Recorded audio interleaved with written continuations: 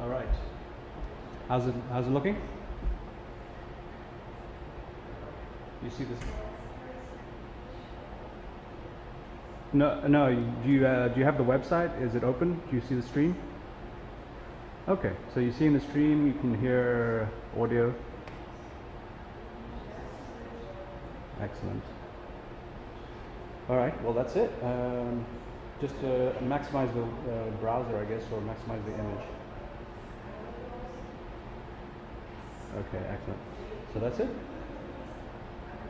You can come on down. Thanks.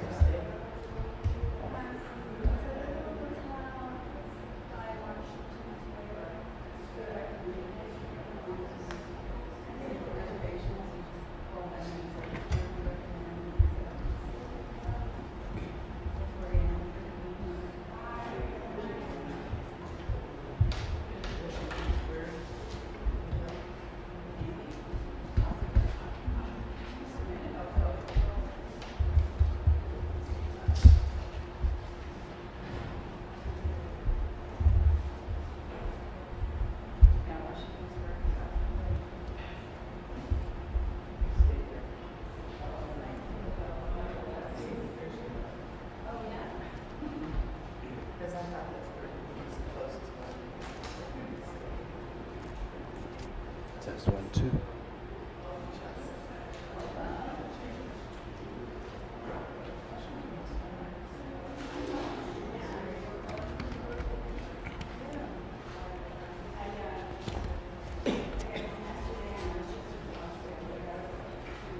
Test 1, 2. 1, 2.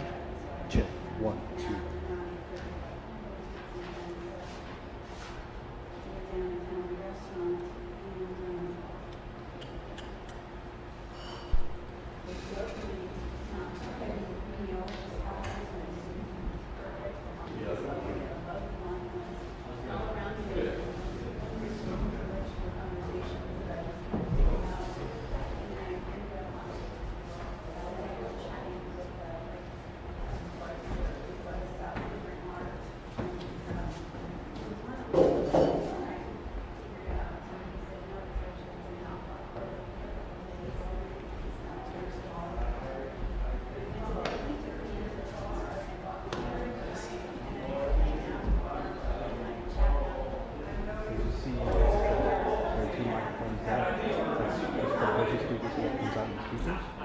There's also a lavalier microphone that will be on the main presenter, and we'll switch it to each presenter each time.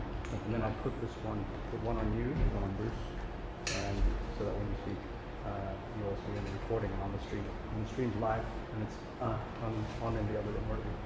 I would only need to speak at the very beginning. Okay.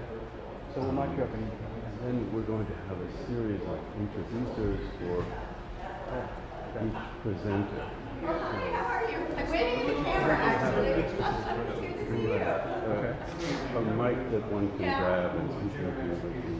There you go. stand at the podium, and those are the mics you can use. Right. And this does pick it up. I have an ambient mic. Good. But we can mic people up in the four actually. Okay, I think for myself, I'm going to try to keep my remarks to about a minute. You want those included in the recording? Should be, right? We can decide afterwards. It's welcome and thankful. I'll put a lot of Ariel she'll be micing. This is Ariel. This is John. I'm sorry, Ariel? John. So we'll be micing up. He's just going to be doing the introduction. So there'll be one of these, and then I'll have a second mic. The other mic that's up there is the presenter. And there are going to be different people introducing presenters. And also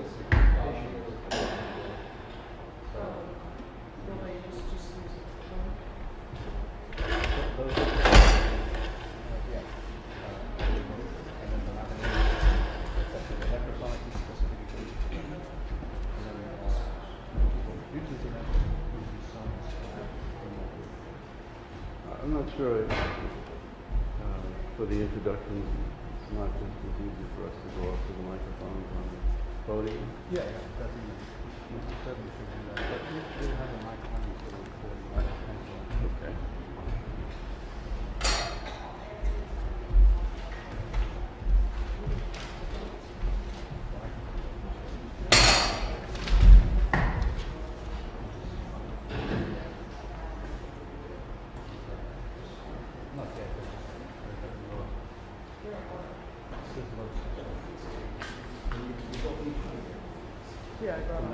So these will be for those. You can look there. I have extra steps.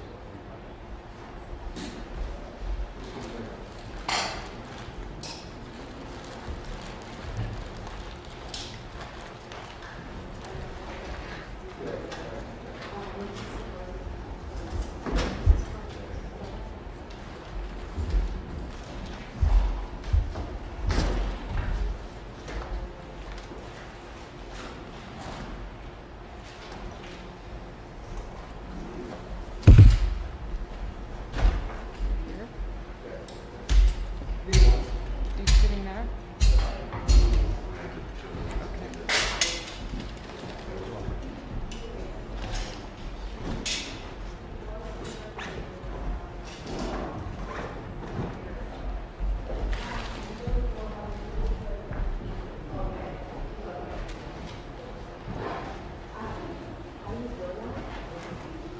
One extra pole and fuses for the lights. They're safe like that? They're not gonna do it? No, I put the base, the light on the base. Okay.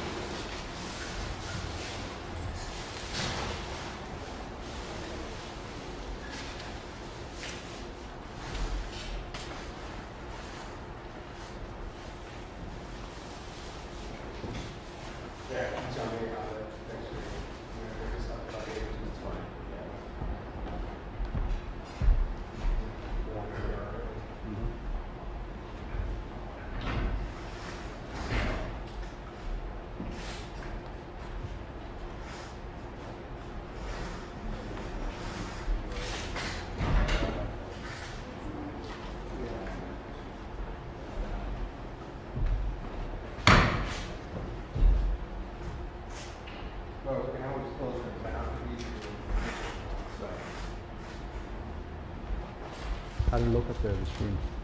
Sorry? How did the stream look? It looks good. No dropouts or anything? No. Alright, so It is in this, it's dark. Just that one.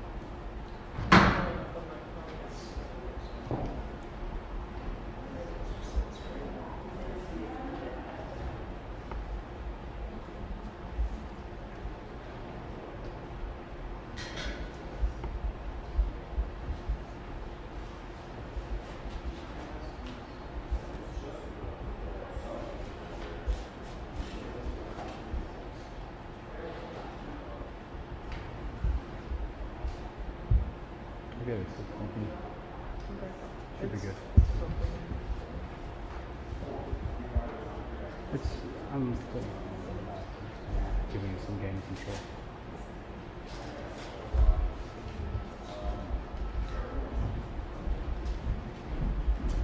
Yeah, I don't want to overblow the recording either.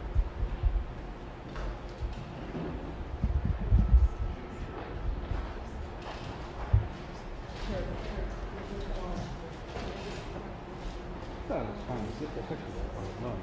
See the guys talking.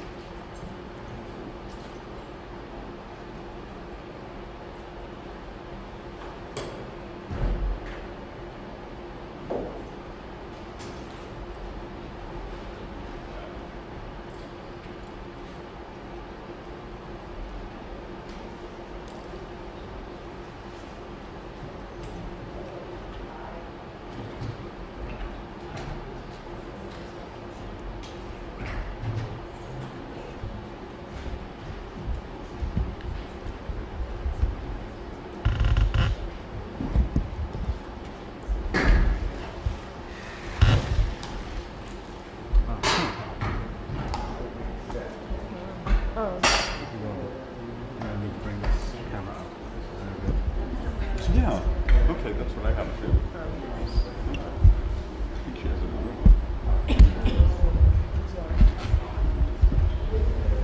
want to pull it up? Yep.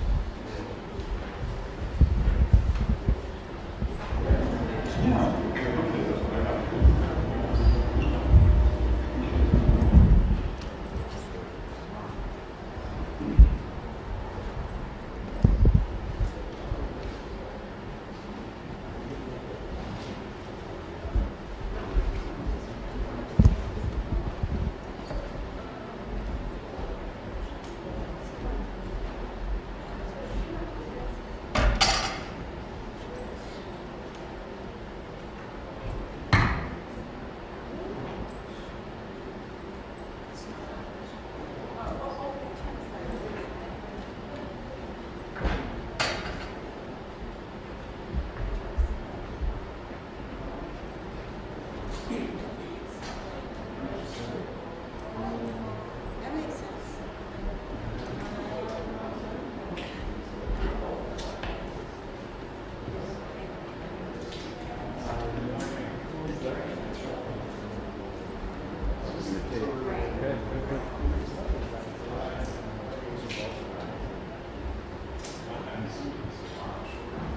Okay, good, good.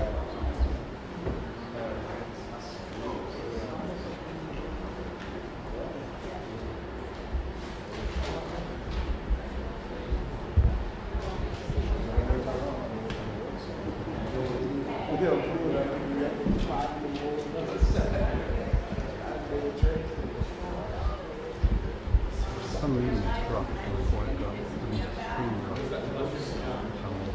You can keep checking it. I have it here. I'm gonna fix that light. Oh yeah.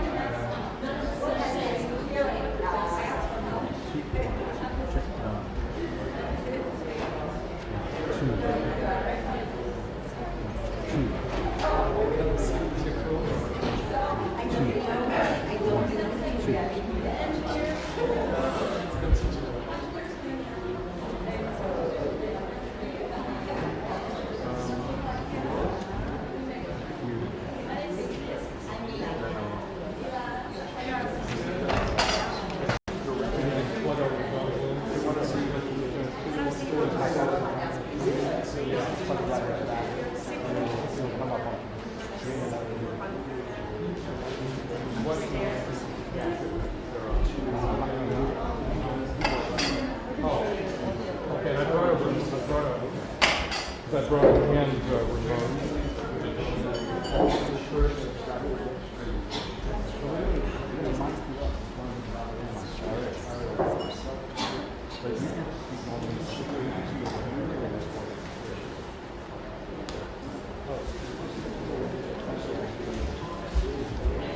And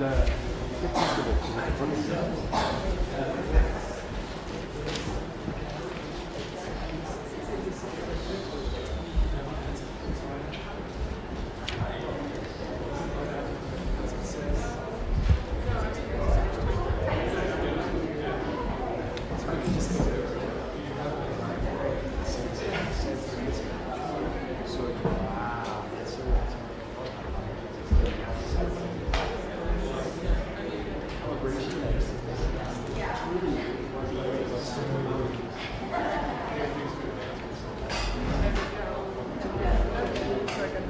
Plug into the USB. Right there, you see the plus in front there?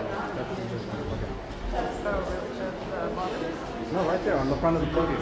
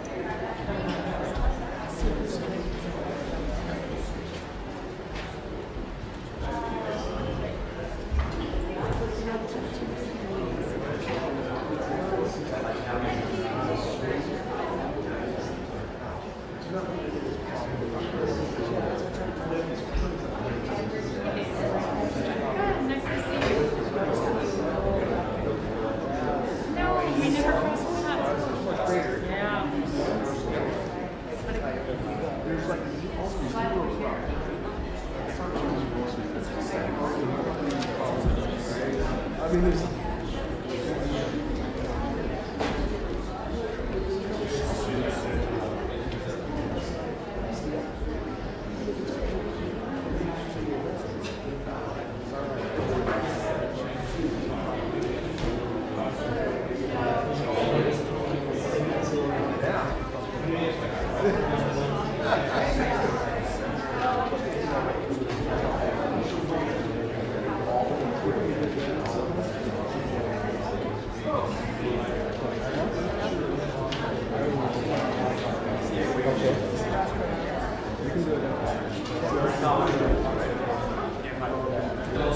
you manage to do the presentation?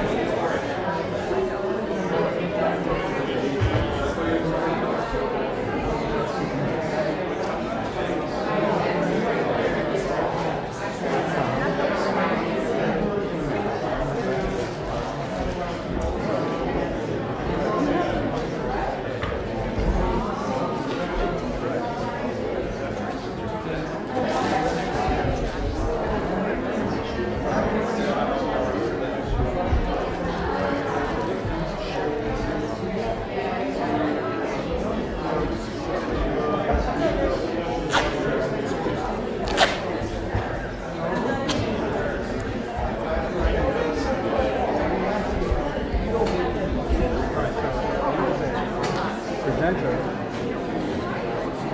You can actually turn the presenter on. Yeah, you can turn the presenter on.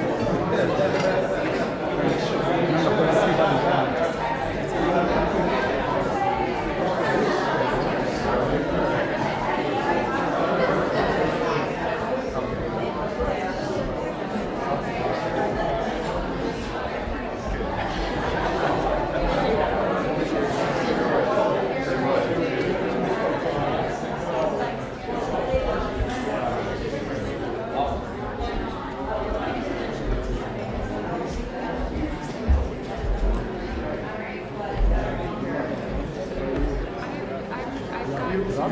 Yeah, well, Michael was supposed to sit next to me.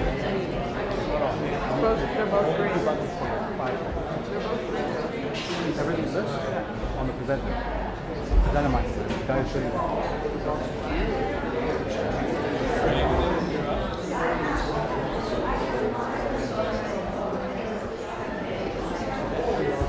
I think I remember you probably from the Helix Center event, right? I'm just trying to place. Yeah. I'm Miguel. Holly Fincher. Holly Fincher. Holly. Holly. Yeah.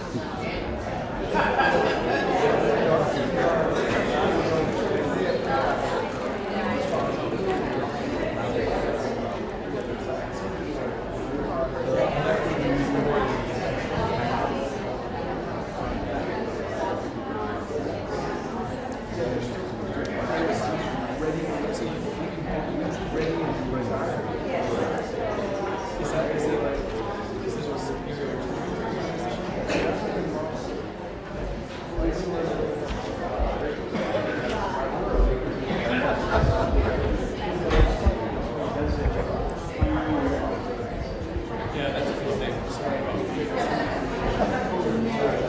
our time to run out and come back. Our time to run out and come back. Okay, coffee? No, go to the restaurant. Right.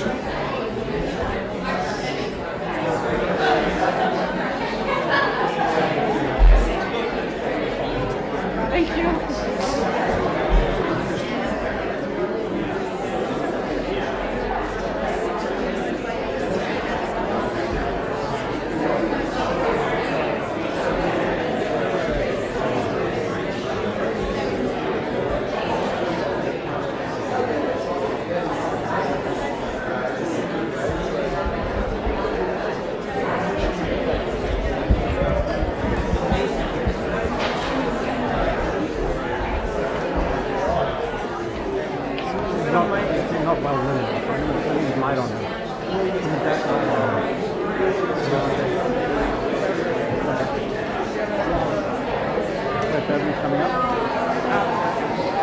Can you hear me? Yeah. Fix the mic first. I'll put the mic there.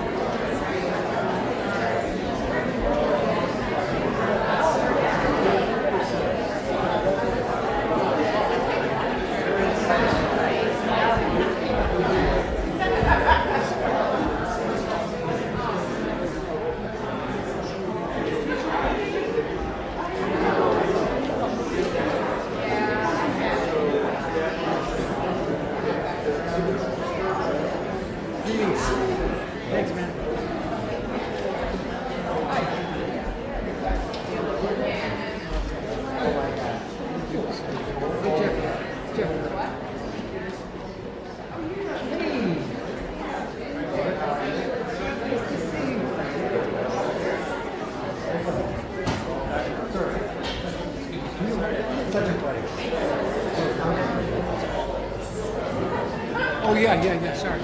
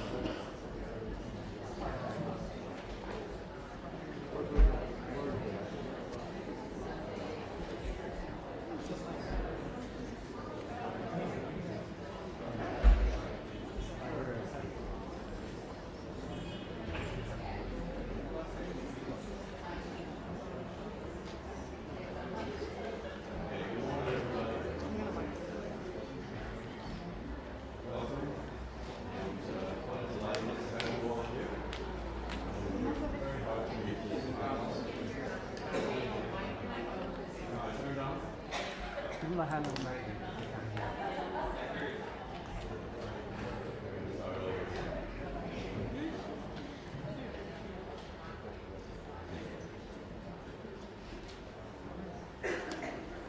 Okay, good morning, everybody, and welcome.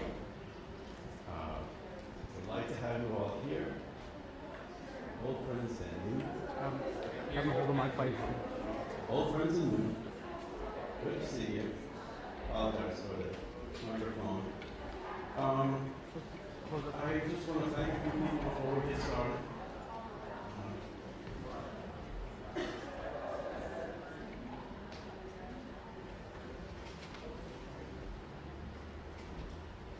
Thank you. Okay. I want to thank the JPA Development Committee, who have worked very hard for a long time on many details that took to bring this conference together. Also, John Beebe of San Francisco, whose idea this collaboration was. He's a Philon scholar and author of a book at the core of this conference. And well, we'll be hearing from him today. Also, thanks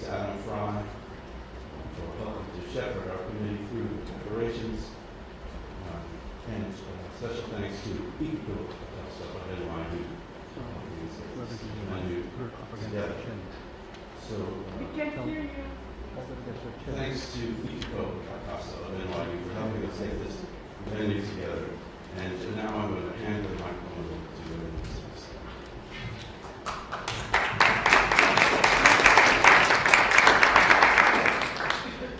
Good morning. Welcome. As a member of the Jungian Psychoanalytic Association, I've had the great good pleasure in the past to work with Akiko Acosta, the JPA, and the NYU Art and Arts Professions departments put on the 4-day Art and Psyche in the City conference a few years ago, and so she's our great hostess, and certainly we're extremely grateful. As a member of the Helix Center, I would like to thank Helix for all their help in producing and supporting this event. There are flyers of the Helix programs on the table. And then as a member of the Philemon Foundation, which is working toward the publication of all the unpublished works, along with, as I will say in a moment, the heirs of Jung. I have had the great pleasure of having contact with and working with Thomas Fisher, and also with the Philemon scholars who were here, Ernst Felsader, Craig Stevenson, and John Beebe on the types book. So you can imagine what it's like to be the great-grandson of Jung and Emma Jung, C.G. Jung and Emma Jung, when we all think they belong to us. And really, the responsibility of the literary estate is really one that belongs to the family. And Thomas has been most gracious ever since he's taken over as director of the foundation of the works of C.G. Jung. Thomas Fisher, PhD, studied history, political science, public and international law at the universities of Zurich and Brussels. He's the director of the Foundation for the Works of C.G. Jung Zurich, established by the community of heirs to maintain and develop the literary and artistic estate of Carl Gustav Jung and his wife Emma Jung Rauschenbach. The foundation manages the intellectual property rights to this heritage and strives to foster scholarly publication of their works. And as I mentioned, he is the great-grandson of C.G. and Emma Jung. Thomas, we're so pleased you're here for this occasion. Thank you. And so he's going to say a few words.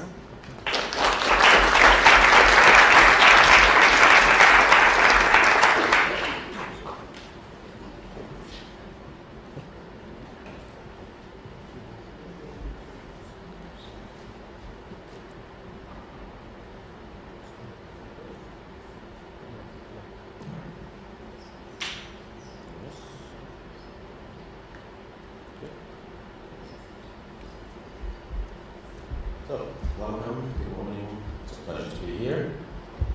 Beverly and the JPA, thank you very much for the invitation and the opportunity to say a few words about the foundation of the works of C.G. Jung. But before that, let me congratulate you to putting together this conference. I think it's a great event and a wonderful occasion to talk about this publication that came out a year ago, I think. John and Ernst have been working for a long time on it. And it's a wonderfully achieved edition, volume. And I hope most of you find it an interesting read if you get a chance to dip in it.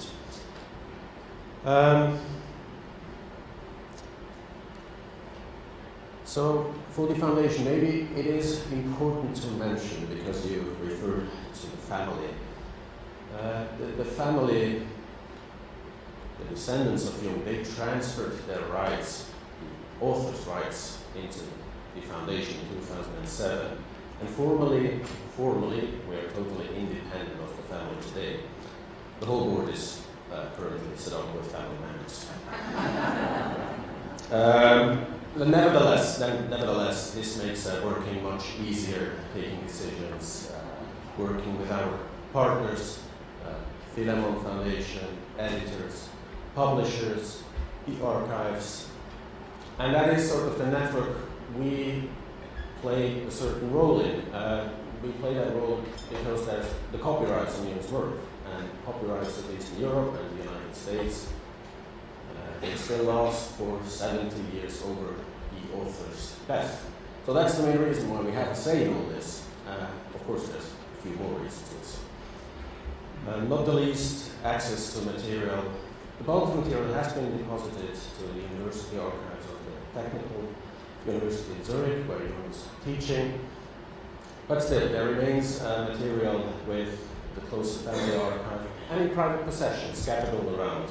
And what we are trying, among other things, is keeping track of where things ended up and bringing this into new publications. And for example, Craig Stevenson, who is here, he just finished this wonderful edition on a lecture of Jung on the French poet and writer Gerard de Nerval, and we were able, just by sheer luck, I want to say, to find minutes of the discussion that has been taking place after he gave the lecture. And this was a wonderful piece to discover it. And it was partly because Craig was working on this edition. When sorting through some of the materials, we actually became aware that this belongs to that lecture. And, this is what we tried, among other things, adding the pieces together, making new projects worthwhile. We are a non-for-profit organization. We may sound like much, but I'm basically the one person working. And not a full-time. I do have a part-time assistant because I privately reside in Canada these days. So there's someone in Zurich who assists me twice a week. And like that, we are set up. And then obviously it depends on finding good partners, competent people who are able actually to make the additions when it comes to publications. So yeah, the Jung Schmid Iso letters we're talking about today, they're a very good example of such collaboration. And I'd maybe, Beverly yesterday asked me also to say maybe something about ongoing projects and new projects, because there's the fair question, so after the Red Book, what else is there to be published? And again, here the question of the psychological types is a very good example. So collected works have been published, that's the main stack of manuscripts that he wrote. Then there's lots of letters. Most of you are aware there's two volumes in English on the letters by Jung. They contain about 3,000 letters, I think. In the archives in Zurich alone, there's something like 35,000 letters. Not all of them are worth publishing, of course, but still, there's a lot. And it becomes interesting then when you find the counterparts of the letters, as in this case, where you see Jung engaging in a discussion and hopefully additional material, eventually contextualizing the whole thing. And that makes for a new, interesting publication. This is a worth project. Other things, the black books, the raw material to the Red Book, they are currently being edited by Sonu Shamdasani, again with the Philemon Foundation. We're also working with independent scholars, currently working with a young French scholar who is planning an edition of letters in Jung had with Francophone speaking colleagues and people. So I'm trying to help him to make the selection, directing him to additional people. He's very good in, he came up with the project, and then first of all we need to take a decision whether we support this. After all, at one point we have to release the material for publication. But then we're trying to foster his work and being of help in making this coming to fruition. In the end, also an important point is finding a publisher. Princeton University Press, who is now again very active since Philemon's involvement with the works of Jung, and we're very grateful for that. Yeah. So maybe a last point to mention here is authentication of the material. That's an important step. So what now happens sometimes is that someone shows up and says, like, I found this document in an archive, and I think it's, maybe 3 pages, and I think it's something Jung presented somewhere. And then we try, the first step is like, please send us a copy, and we try to figure out whether this is really Jung or whether these are notes on the talk that he gave. And if that step is taken, then you might start to discuss, does this belong to something bigger, and is it worthwhile going into a public editorial project, or does it fit in with something going on elsewhere?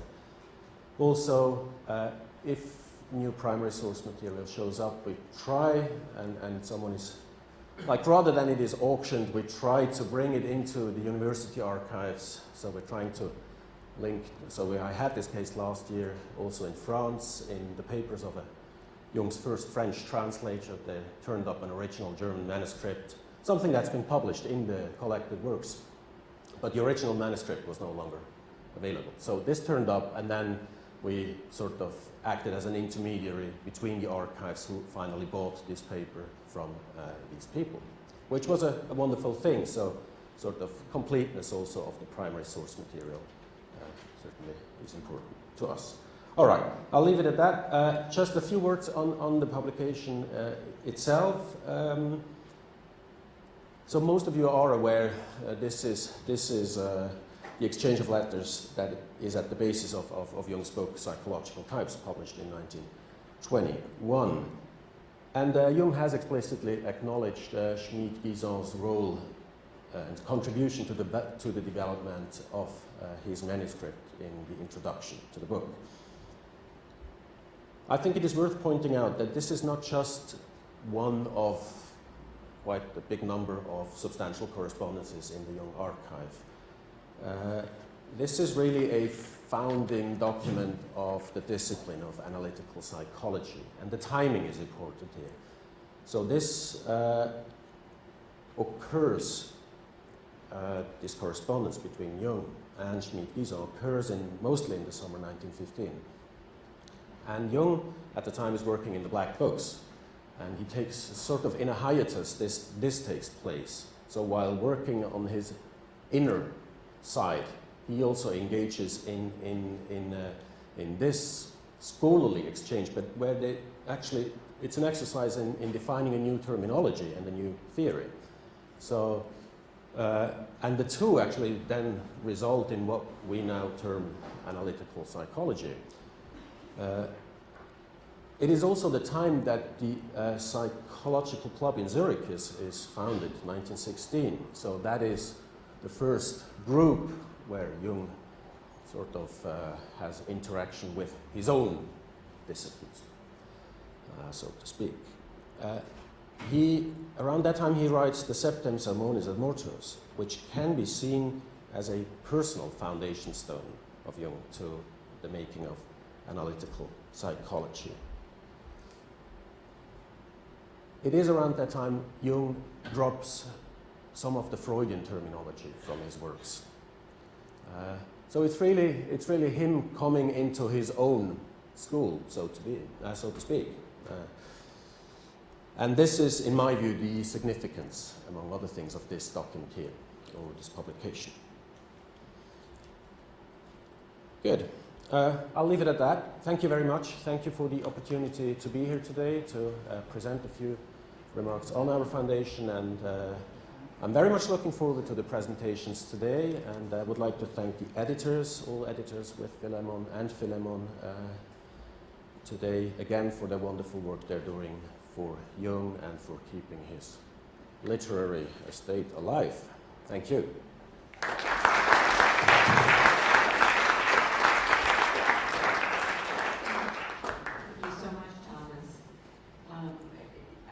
We sold out seats about 2 weeks ago, and so what we're doing is videoing this day. And so when we get to the question and answer period, please remember that anything that you say will be on YouTube forever. So don't say anything you don't want the world to know. So on to our next speaker, and Bruce Parent.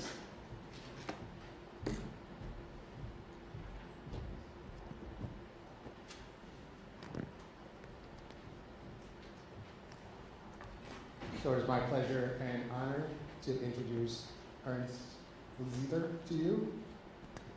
He has a PhD in psychology, is a senior research scholar at the University College London, and a senior editor of the Philemon Foundation, where he is engaged in the translation and publication of the complete works of C.G. Jung. He has written, edited, and translated more than 200 publications on the history, theory, and technique of psychoanalysis and analytical psychology. Among others, he is the chief editor of the Freud Forensic Correspondence, editor of the Correspondence of Sigmund Freud and Carl Abraham, co-editor and translator of The Question of Psychological Types, and the English translator of Jung's seminar, Children's Dreams, a collection of selected essays, psychoanalytic filiations, mapping the psychoanalytic movement, will appear in early 2015 with Karnak Books. It's my pleasure to introduce Ernst.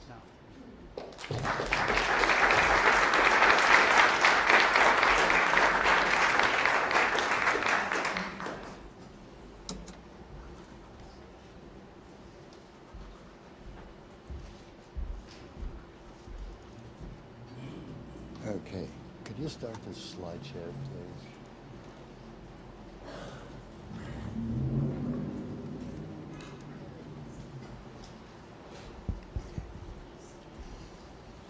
Thank you, Bruce. Hello. Can you hear me? That's good. Okay. Jung emphasized time and again throughout his writings, letters, seminars, interviews, that he was not a philosopher, but an empiricist. Here is only a small selection of quotes. I won't read all those quotes. You can look for yourself. I'm not a philosopher. I'm an empiricist. I'm an empiricist, not a philosopher, etc. Next one. And that's only a selection of those quotes. So these are not isolated statements, but you'll find them throughout his works. So in short, he summed it up like thus: everyone who says I'm a mystic is just an idiot. So seen from that perspective, what philosophy is for Jung is that he sees it as a forerunner of modern psychology, as a precursor, and also, obviously, of his own psychological theory. And he thus positions his own theory as a contrast to, or an explanation of, philosophy, and not as a philosophical system itself. Now, things are more complicated, however, because in quite a number of instances, we find also very positive statements of Jung's about philosophy. At times, he all but admitted that he himself was a philosopher at heart. Quote, "Of what use is philosophical knowledge in the head if one is not also a philosopher at heart?" Or, "A rare philosophical passion is needed to compel the attempt to get beyond intellect and break through to a knowledge of the knower. Such a passion is practically indistinguishable from the driving force of religion." Or, "I've always been of the opinion that Hegel is a psychologist in disguise, just like I in disguise." But why in disguise? Because in former times, the psychologist would have been called a philosopher, served by the academic faculties of philosophy, and thus has become alienated from life. This is why people who professionally study the soul must concoct their own philosophy and call it, for the reasons mentioned above, psychology. He actually criticized Freud for having been too much of a doctor and empiricist and too ignorant in philosophy. Quote, Freud wasn't much of a philosopher. He was strictly a medical man, something that would recall Jung claimed to be himself. I'm just a medical man. Had Freud, Jung wrote, had Freud critically examined his own foundations, he would never have been able to put his peculiar psychology so naively on view as he did.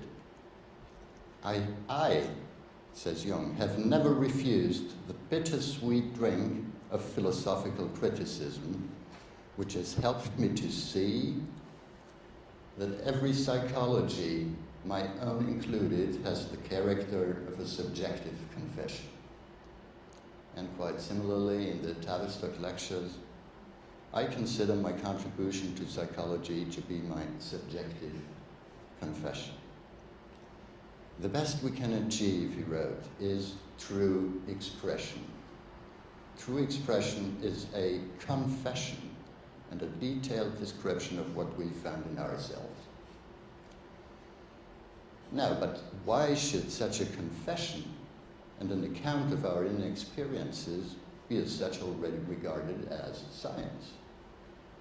The question actually is, what is empiricism? What is a fact in psychology? Jung complains, for instance, and that's another quote, the people prefer to ignore the facts I have discovered or to deny them without scruple. But it is the facts that are of prime importance to me and not a provisional terminology or attempts at theoretical reflection.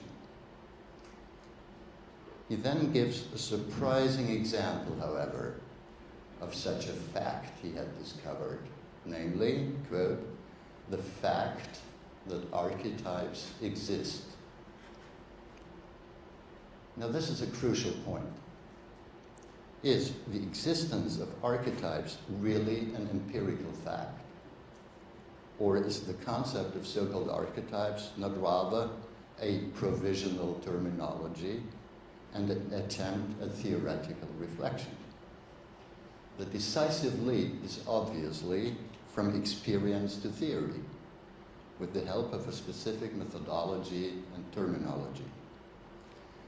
And it's here, I find, that Jung differs from what is generally regarded as a scientific enterprise. Because, first, he sees manifestations of an alleged unconscious, such as dreams, already as pure nature, as the unvarnished natural truth. Second, and consequently, there would be no need to analyze them. We simply have to understand them. And his method to understanding was a kind of meditative circumambulation. Quote, I regarded certain things again and again, and always from a new angle, because my thinking is circular. I circle around the same question again and again. That is the method that appeals to me. Even if we grant that this might be a legitimate method, it is, to say the least, a redefinition of what is usually regarded as scientific. All he could do was to compare. Three quotes. All we've done is to compare individual psychic occurrences with obviously related collective phenomena. Or, what I've practiced is simply a comparative phenomenology of the mind, nothing else. There is only one method, the comparative method. Or, my scientific methodology proceeds exactly like comparative anatomy, only it describes and compares psychic figures. The comparative psychologist, says Jung, must not fight shy even of the most obvious and superficial analogies, however fortuitous they may seem, because they serve as bridges for psychic connections. It would seem to me, however, that in order to be able to compare, we need a standard of comparison, a scale, a reference point, which would give us the means to decide whether or not such a superficial and fortuitous analogy, for instance, is really meaningful and explanatory, instead of being caught up in endless circumambulations. At the heart of the problem is the fact that anything humans say about themselves is self-referential and lacks, as Jung stated numerous times, an outside Archimedean point from which objective conclusions could be drawn. In other words, in psychology, as in philosophy, the observer and the observed coincide. And this is a central point in Schopenhauer's philosophy, who writes, "Even in self-consciousness, the I is not absolutely simple, but consists of a knower, the intellect, and a known, the will. The knower is not known, and the known is not knowing, although the two flow together into the consciousness of an I. But on this very account, this I is not intimate with itself through and through, does not shine through, so to speak, but is opaque, and therefore remains a riddle to itself." So how can we come to know ourselves, or indeed to know our self? Schopenhauer thought that there was indeed a way. We are not merely the knowing subject, but we ourselves are the thing in itself. Consequently, a way from within stands open to us that stands us to that real inner nature of things to which we cannot penetrate from without. It is, so to speak, a subterranean passage, a secret alliance, which, as if by treachery, places us all at once in the fortress that can be taken by attack from without. Precisely as such, the thing in itself can come into consciousness only quite directly, namely by it being conscious of itself. To try to know it objectively is to desire something contradictory. Now try and replace in this quote, thing in itself, with the self. And I think this could have been written by Jung, if you read it that way. But is there really a subterranean passage that could place us in the otherwise impenetrable fortress? Can psychology really be an ordinary empirical science? How can it avoid to become Munchausen psychology, pulling itself up by the bootstraps, so to speak, or to endlessly go in circles? Will it really be possible for psychology to become what Nietzsche predicted, to become the queen of all other sciences? We're actually confronted with the question, what is consciousness? Which is an even greater mystery, I think, than the so-called unconscious. What is consciousness, and what is self-consciousness in the original meaning of the word, namely being conscious of oneself and also being conscious of oneself. And is this self-consciousness a reliable informant of what really goes on, or is it a trickster, an impostor? As Nietzsche put it, does not man live by being constantly deceived? Does not nature conceal nearly everything from him, and in particular what is nearest to him? Into this consciousness he is locked, and nature threw the key away. End of quote. At times, Jung seemed to give us a hint that he did know where nature had thrown the key. In other words, that he had actually found that Archimedean point outside, or a self-referential system. Writing, for instance. We couldn't possibly judge this world if we had not also a standpoint outside, and that is given by the symbolism of religious experience. There would exist a spiritual goal that points beyond the purely natural man and his worldly existence. And not only would such a spiritual goal be an absolute necessity for the health of the soul, it would also represent the Archimedean point, from which alone it's possible to lift the world off its hinges. So, but if Jung knew about the trans-individual, transcendental standpoint from which to lift the world off its hinges, why did he not say it out loud and clear and draw the consequences? And here we come to something that has troubled many serious students of his works, namely his way of writing. Jung himself complained repeatedly and bitterly about being constantly misunderstood, and that only a chosen few would be able to understand him. There are only a few heaven-inspired minds who understand me, but most people are ignoramuses. Or, unfortunately, I've very often had the experience that I was called the Dark One, like Heraclit. Yeah? Later, I became gradually convinced that the confusion was not in my head, but in the heads of the others.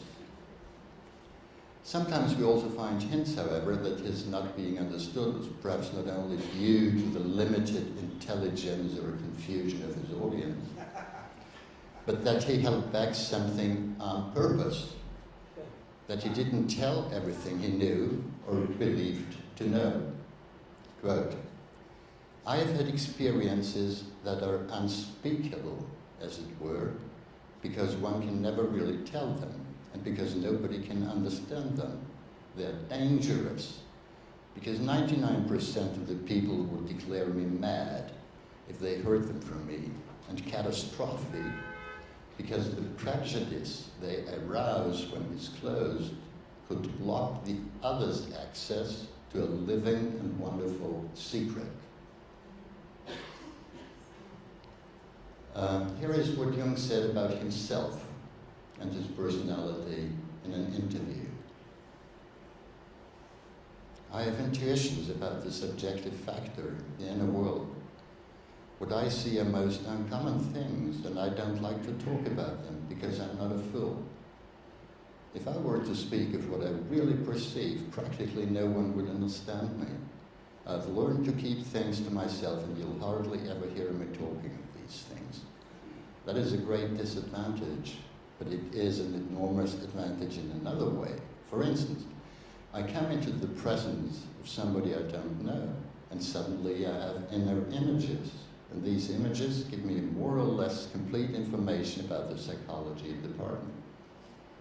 It can happen that I know an important piece out of the biography of the person, and I'm not aware of it, and I tell the story, and then the fat is in the fire.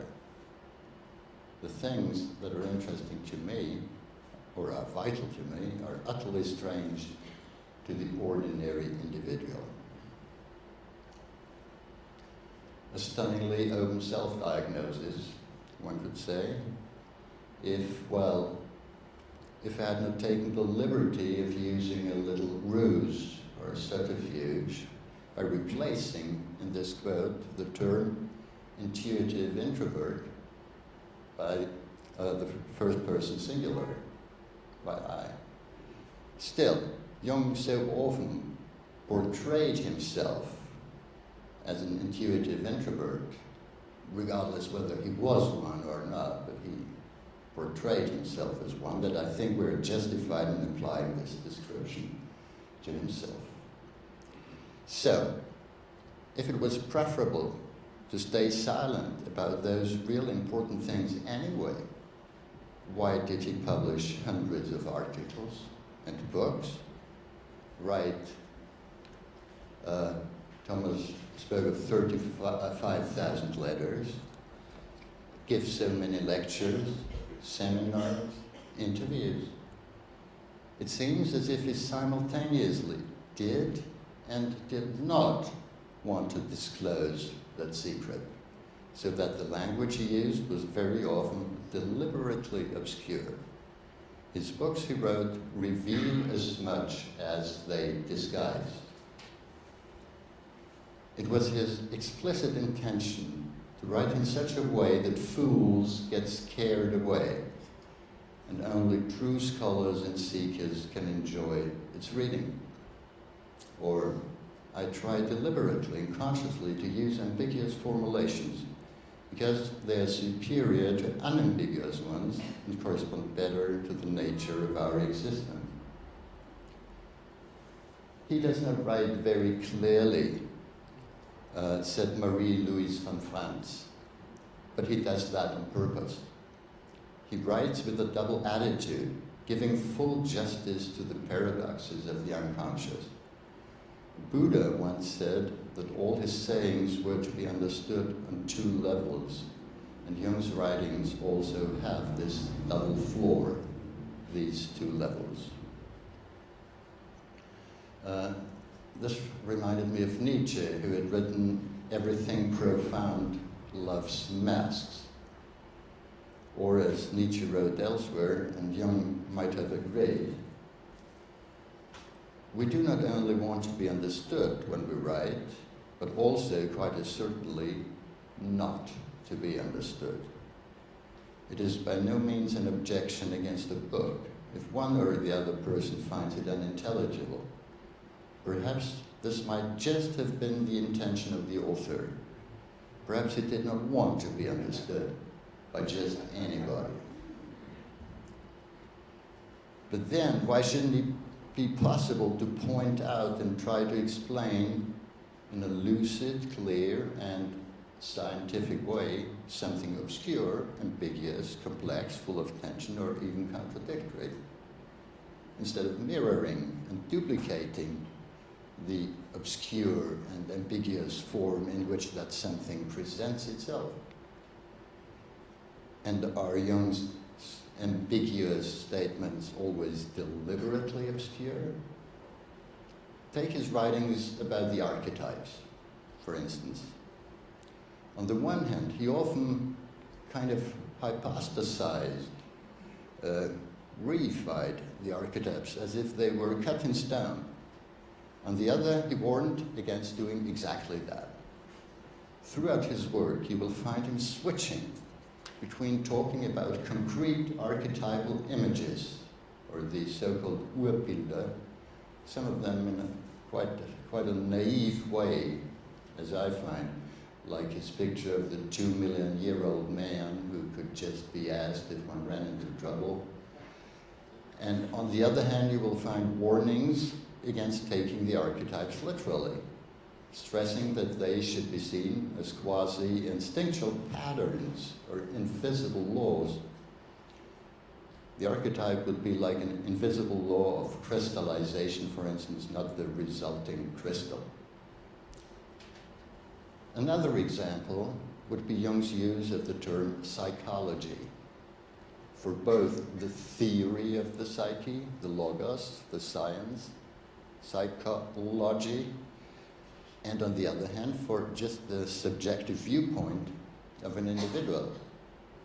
So when he talks about my psychology, for instance, my psychology is my confession, you actually are not quite sure. What does he mean? Does he mean his theory or his, his prejudices, his own personal viewpoint? Or maybe he means both. In fact, even the title of his book on typology is misleading. It should read psychic types or psychological typology, not psychological types. Many have also found it difficult to come to terms with Jung's concept of God. Sometimes he treats God like an old personal acquaintance.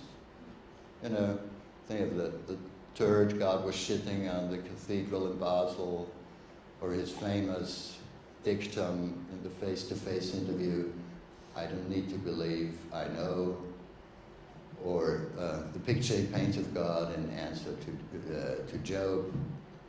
But at other times he claimed that he was never speaking of God as such, but just of the empirical fact of the self-archetype and nothing else. As is well known in Memories, Jung talked about his inner dichotomy, the playing counterplay between personalities number 1 and 2, which has run through my whole life. Although he was quick to assert that this pair of opposites is played out in every individual, it seems safe to assume that this dichotomy was particularly distinct in his case. I would like to suggest that in Jung's theory, this dichotomy is reflected in his oscillating stance toward a philosophical, metaphysical, even religious approach on the one hand, and a natural scientific perspective on the other. Although psychiatry and then psychology seem to offer a way out of this quandary, he remained caught up in it. To put it a bit provocatively, one could say that he wanted to create the science of dreams, and he ended up with the dream of a science. In the Red Book, there is a striking passage in which Jung enters into a dialogue with the figure of Izdubar, or Gilgamesh, about the poison of science and about different types of truth. Izdubar, miserable worm, where did you suckle on this poison? Jung? O Izdubar, most powerful one, what you call poison is science. You call poison truth? Is poison truth, or is truth poison? Do not our astrologers and priests also speak the truth, and yet theirs does not act like poison? I don't doubt that your priests speak the truth. It is certainly a truth, only it runs contrary to our truth. Are there then two sorts of truth? It seems to me to be so. Our truth is that which comes to us from the knowledge of outer things. The truth of your priest is that which comes to you from inner things. We had no choice. We had to swallow the poison of science. This poison is so insurmountably strong that everyone, even the strongest and even the internal gods, perish because of it. Science has taken away from us the capacity of belief. What? You have lost that too? You have lost that too? How then do you live? We live thus, with one foot in the cold and one foot in the hot, and for the rest, come what may. Can you bear it? Not particularly well. I personally don't find myself at ease with it.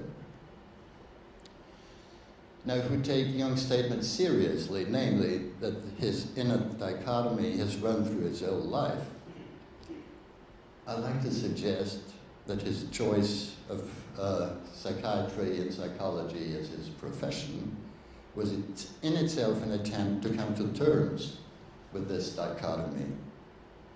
In fact, I would go even farther and say that we could view his entire work and theory as such an attempt. That is, I would call it an attempt to find a superior standpoint, to reconcile, to understand, and to come to terms with these two extreme poles. This took various forms. How am I doing in terms of time?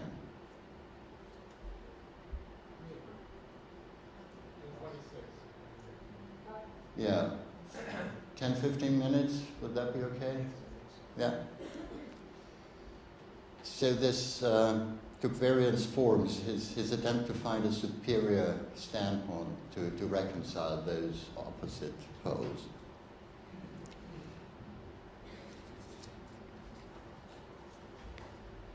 But I will still leave out, I've had a look, for instance, at his association experiments, which could be seen as an example, to investigate number 2 with the stopwatch in hand as number 1, for instance, or his work on schizophrenia and the psychology of dementia precox, or also his book on transformations and symbols of the libido. But here I'd like to turn to typology.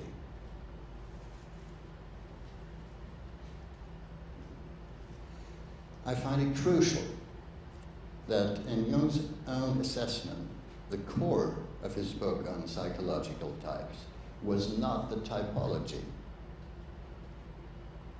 but the problem of opposites. Even if most of the readers, as a note, have not noticed it. This was not Jung's first attempt to tackle the problem of opposites with the help of typology, however, and it wouldn't be the last. In fact, I would like to present a view here that might surprise some of you, and say that one could make out a quaternity of typologies in Jung's work. The first nucleus of such a typology can be found already in his study on the associations of normal subjects, written together with Franz Rieklin and published in 1904 and 1905. They had found that some individuals tend to react with internal associations, that's a quote, and others with external ones. In other words, quote goes on, 2 easily recognizable types emerge. First, a type in whose reactions subjective, often feeling tone experiences are used, and second, a type whose reactions show an objective, impersonal tone. This type can be called objective. So his first classification distinguished between subjective and objective types. In the wake of his book on transformations and symbols of the libido and the energetic concept of the libido developed therein, Jung then developed another typology in distinguishing between the 2 different directions that libido can take and flow, inwards or outwards. The first he called introversion. The second, at first, with Freud's term, transference. So it distinguished between introversion and transference. In a further step, he then renamed the second extroversion and linked these 2 for the time being, and that's where he stood in his exchange with Hans-Schmidt Guisson. Linked these 2, he linked introversion with thinking and extroversion with feeling. He stated at that time, we're talking 1913, 14, 15, that these 2 types are not only characteristic of pathological states, that's how he introduced them first, as characteristic of hysteria and dementia precox, respectively, but then found out that there may also be normal human types who are distinguished by the predominance of one or other of the 2 mechanisms. And then he made a still much more far-reaching claim. not only would these two types characterize people, but also theories, and particularly theories in psychology. Thus, Freud's theory could be described as extroverted, and Adler's as introverted. And as in Freud and Adler, these types would also lead, as he writes to Schmid, would lead to viewing the world in the light of two truths. And these two truths would be two different but equally true perceptions of one and the same situation.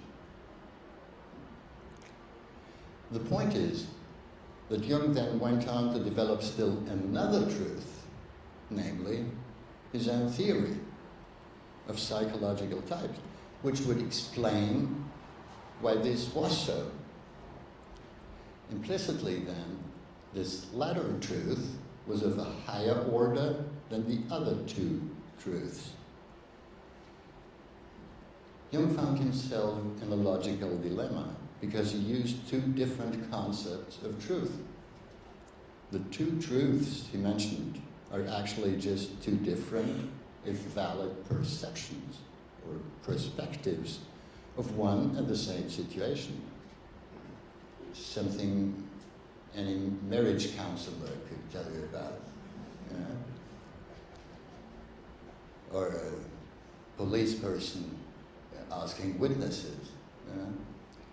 One could say that he separated objective truth from subjective truth, the objective truth being his own theory of why people have different subjective truths. Coming back to typology, as you all know, Jung then presented a third typology in 1921, the model of two attitudes and four functions. And I won't enter into this here because you're all probably more familiar with that than I'm myself. Instead, I would like to introduce a fourth detailed typology that completes the quaternity, but has so far not yet appeared in print. At the end of the first semester of his lectures at the Swiss Institute of Technology in early 1934, Jung presented a detailed taxonomy of consciousness.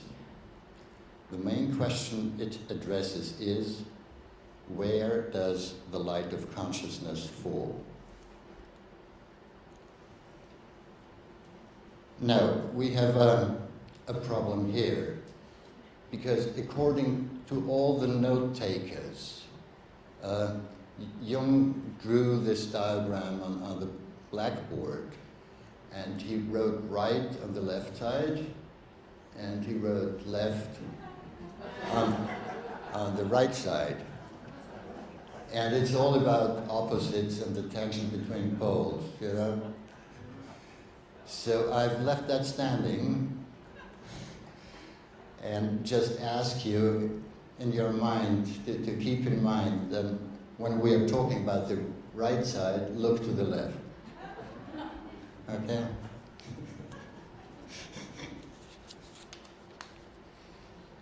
Anyhow, in the center, there is the subject, yeah? To which everything relates. And the sides, to the right and to the left, represent an ever-growing level of growing objectification or desubjectification. The levels get more objective and more abstract the farther we get away from the center. And now the right side, on the left, illustrates the outward going development, the side of consciousness.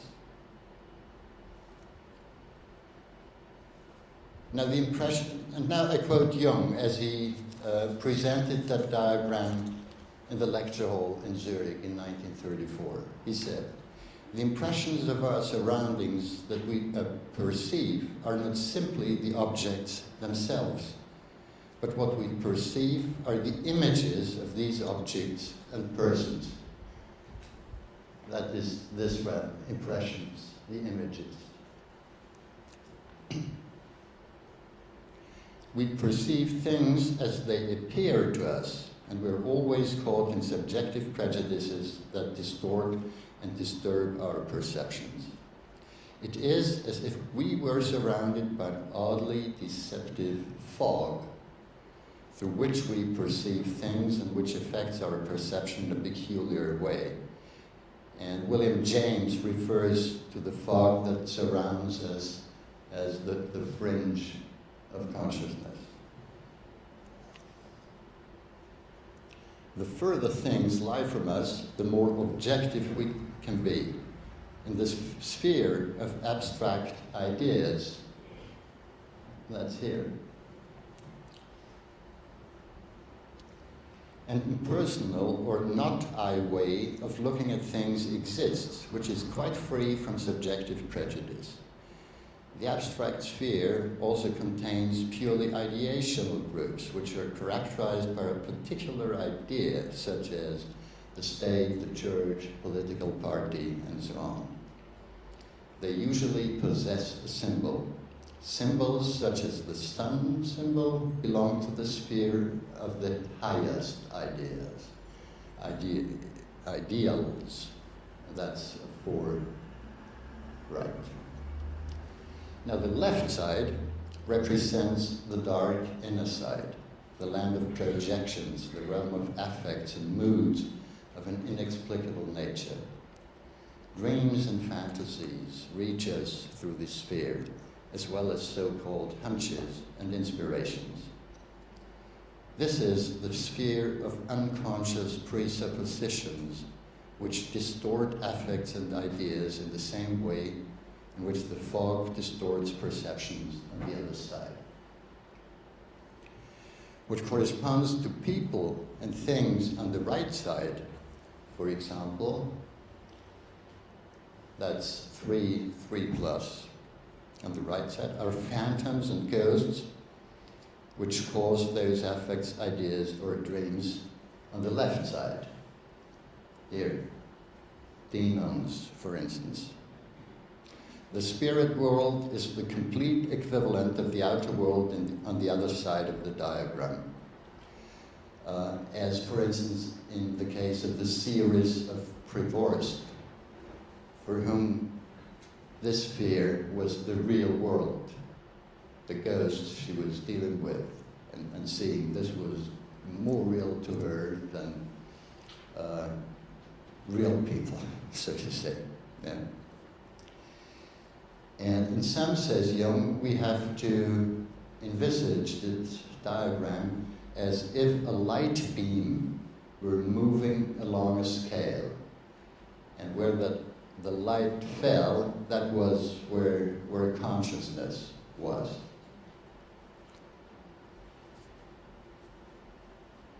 I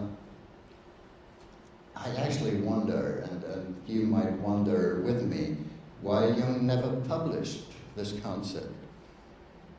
All the more so in that this new typology would neither devalue nor supersede or exclude his former typology, but would in effect be a perfect complement to it. As Jung points out, this new classification, quote, refers exclusively to the shifts of consciousness to its localization, to the localization of consciousness, whereas the typology of intro and extrovert, the 4 functions, shows us the quality of the personality that is the bearer of this consciousness.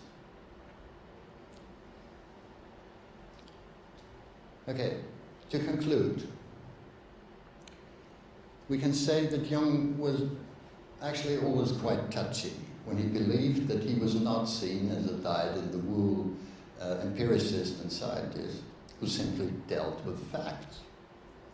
As a matter of fact, however, he was often perceived as something else, and perceived by both of his critics and admirers, who both often saw in him a mystic, a gnostic, a religious man, a prophet, or even compared him to Jesus or to Buddha, as we heard from Marie-Louise von France. Were all these people just idiots? We also know that up until the end of his life, he had great doubts as to whether he had not failed, had not been properly understood, and hadn't succeeded in conveying his real message. But then, with his deliberate use of obscure and ambiguous language to scare the fools away, his conviction that only a few heaven-inspired people could understand him, how could he expect to be taken as a traditional scientist? Did he not rather fall into the trap of playing the role of the prophet himself, which he allegedly tried to investigate scientifically? Actually, this reminded me a bit of Nietzsche, who was, as you know, like Jung, the son of a preacher man. And Nietzsche also, he never tired of preaching against preaching. However that may be. At one point, Jung did question his style in a surprisingly self-critical way. And I find this really a very, very interesting quote. "I was shocked to realize," says Jung, "I was shocked to realize that I can be quite complicated when dealing with complicated things. But this is only adequate when one wants to seem deep and profound. But in reality, this is nothing but an identification with the topic one deals with." Indeed. So, did Jung wear his alleged scientific stance as a persona, a mask of respectability behind which he hid his religious orientation?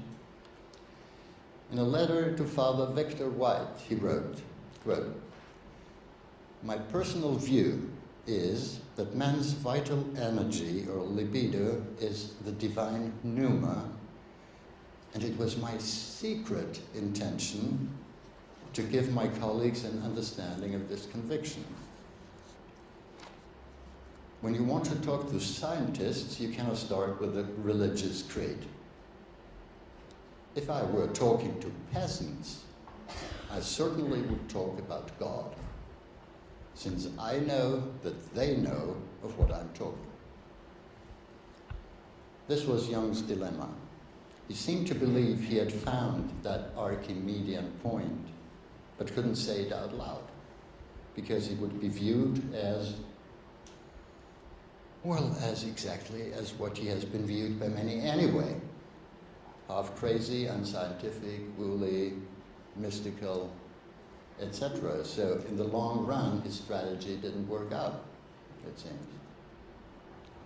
However that may be, I think we may be justified in saying that there is indeed a double floor to Jung's writing, and that he tried, and sometimes despaired, his life long to speak the unspeakable, to give intimations of the one great truth that cannot be adequately put into words, but of which he was convinced that it indeed existed. I would call that a philosophical enterprise. Thanks.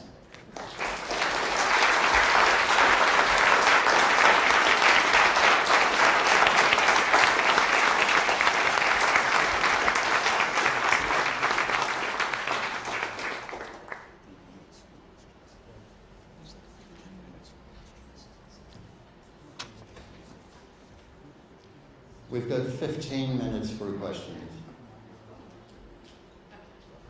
John maybe? We promised ourselves we'd work together once more. So I've had the chance to read this paper before and hear it, and each time I have the same interest in it that it seems to me to be one of the very few pieces that I've ever read about Jung's way into psychological types that, as Jung loved to say about The Alchemist, washes the material in its own water. Because it seems to me that what you've done, Ernst, is look right at the surface of what Jung is saying about what he's doing with psychological types. You're sort of almost taking your principle from Oscar Wilde that only superficial people insist on looking beneath the surface. And you stayed right at the extroverted sensation level of what Jung said he was doing. And you give us the massa confusa of exactly where Jung was at exactly the time he was putting together psychological types. Because it was just then that he was discovering and identifying with and living out his own inferior function of extroverted sensation. So he ends up in some peculiar kind of science, which is very like Goethean science, where Goethe goes all over the mountains looking for the flower, as if he can find that one flower, he will have actually found the archetype in a scientific way. So you get aesthetics, you get religion, you get mountain climbing, you get deep sea diving.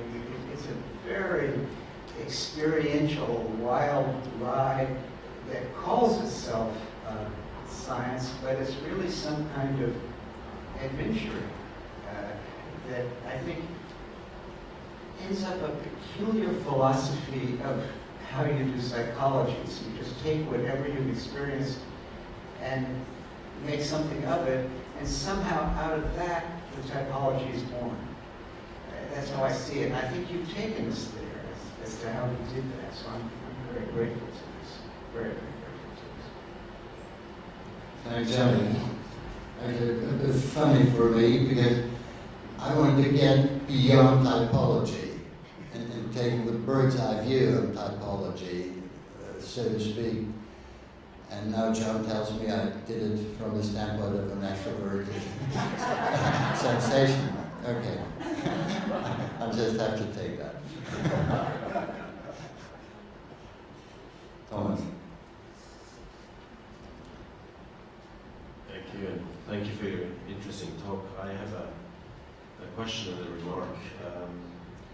The question, and I totally agree on the ambiguous language in Jung's work, and you can see he's shifting from being overconfident to totally insecure. Now, I didn't mention in my opening remarks, Ernst, and he alluded to it, he's actually editing the long, or some of the ATH lectures which ran throughout the 1930s, and this is out of that series he presented him. And do you find that the language Jung uses there is as ambivalent as it is in the corpus of his written words? Because you need to be aware that he was presenting at the ETH for a general audience, for engineers, of course, all his group was there as well, like those who knew, but there were others. It was the free elective course program he was teaching in, and I mean, one of the expectations why we think it is worthwhile publishing that from the notes that people have taken is because it's a different language. But I wonder, do you find that, does he speak sort of more straight, more clear? So that's the question. And just a remark, I mean, Jung being called the mystic and everything, and him being so cautious to stress that he's an empiricist and everything. I mean, we can laugh about it today, but it was in everyday life. That was a challenge. My grandmother tells me there were some of her the children in her class were not allowed to go play in her house. He's a nutter. You don't know what this crazy guy is doing to people. And that has been Zurich in the early 20th century, and many people felt like that. Just saying, one shouldn't forget that, although I fully agree on what you say. Well, I didn't want to make fun of it, so that would be a complete misunderstanding. to Jung's lectures at the ATR, maybe I might say a few words about the background. Jung was appointed professor at the so-called Eidgenössisch Technische Hochschule, which can be translated as the Swiss Institute of Technology, still one of the best universities of the world. And he gave a series of lectures starting in late 1933, winter semester 33, 34. And 4 people took notes, and we're collating those notes, and we'll publish the notes of these lectures in an 8-volume series with Princeton University Press. And I've published 4 of those volumes, and among them the first volume with that typology in there. And to answer your question, yes, his language is much clearer, much more to the point. I mean, there was 600 people listening to him. They had to move the lecture to the biggest hall, lecture hall, auditorium of the university. And I mean, everybody came, you know? People from all walks of life. Hermann Hesse came by and listened to him, and other people, and you know, students. And actually, he asked if his listeners, if people understood him, and they complained that he was too popular. So he should speak more about more complicated things. But he didn't carry it through. So the last lectures on alchemy, I think that's true for the first 2, maybe 3 semesters. And then also his audience dwindled. Yeah. Okay.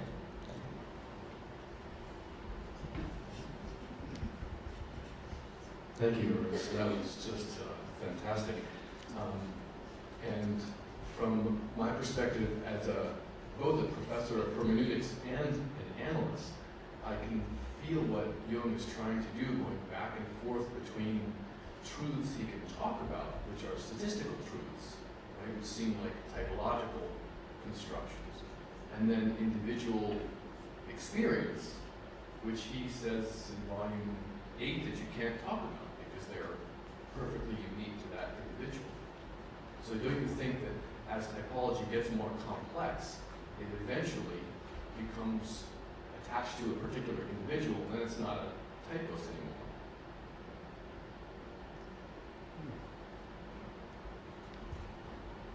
Well, of course, everybody has their innermost truth that is unique. Yeah. But I think what I wanted to show is just that I think we have to be careful when talking about truth. And there are indeed different kinds of truth. And I think the danger in Jung is that he mixes those different kinds of truth up and confuses his readers. And I talked with John yesterday. Was Jung really such a good thinker as he thought he was? and I doubt that a bit. Think of how bad he was at mathematics. I mean, he was not your ordinary logical abstract thinker. His kind of thinking was different. And so what I tried is to maybe show a kind of guide through how to read Jung when he talks about truth. That's all I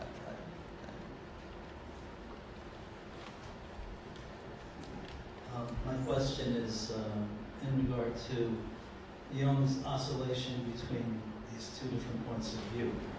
And is it possible for him to have done otherwise? Could he have strictly spoken just as one or the other? And it it's similar to what you were saying about, sometimes he talks about the archetypes as these specific images that are wielded, and other times as a capacity or a function or a law, or a mode. And is it possible to do both of those knowing? Science doesn't do this, for example. Physics is still looking for the uber particle as if that would exist. The way Goethe was with the plant. To be conscious of that is to know when you're hypothesizing and when you're not, and to make it clear in each case. Science typically does not do that. It oscillates between them. And Jung seems to, from what you were saying, if I understood you, be oscillating as well. Is it possible to do it in any other way than that? I think your question is the answer.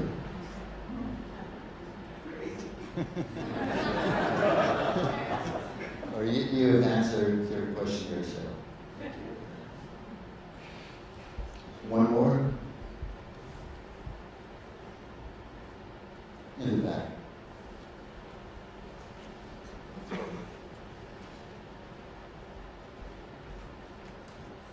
Thank you.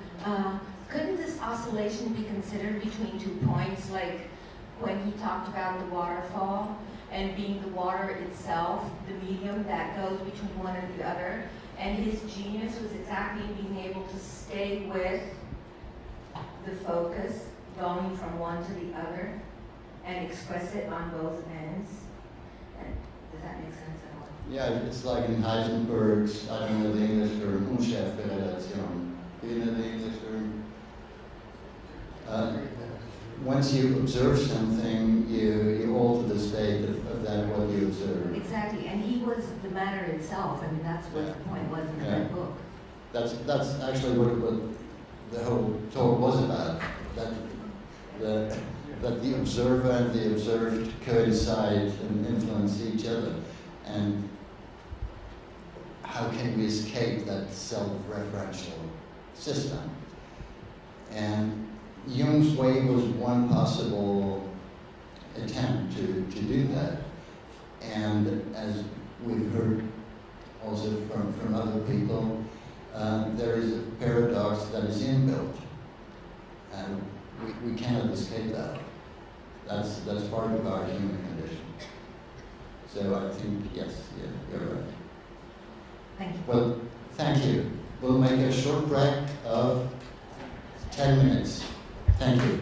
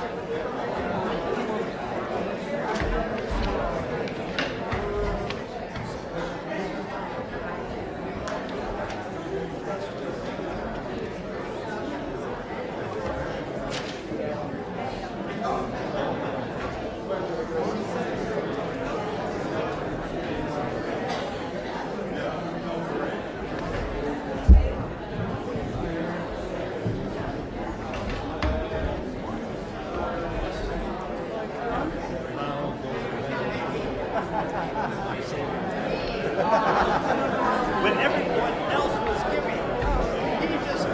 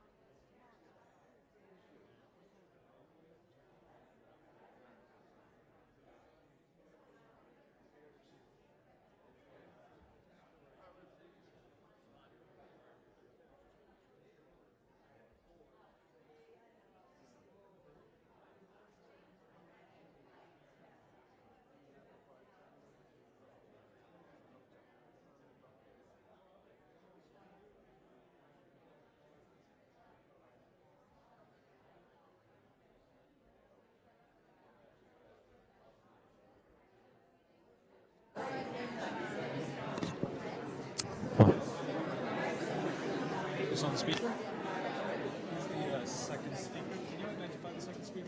Apparently, some folks are finding that the bass is overmuch. Really? And maybe that's my responsibility. Up in the front, it's kind of pounding. The bass. I'll leave it to you. I cannot control that. That's in the room. Yeah. It's a whole sound system that's being pre-tuned by other people. So not bothering me.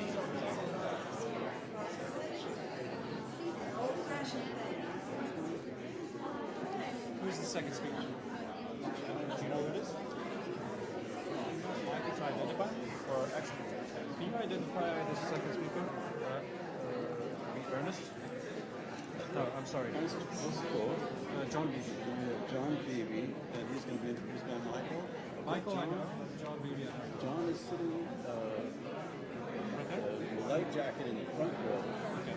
On the right side. John Beebe is my side.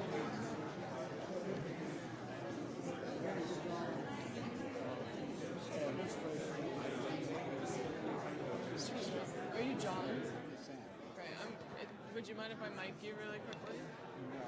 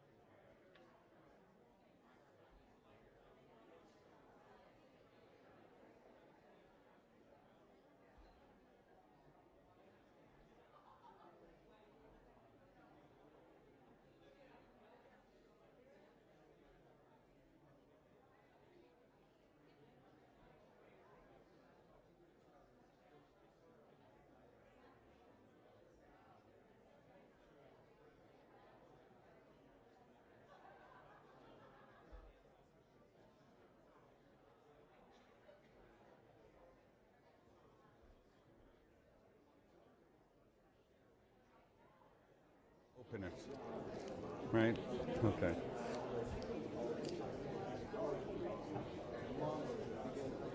Will he want a cup?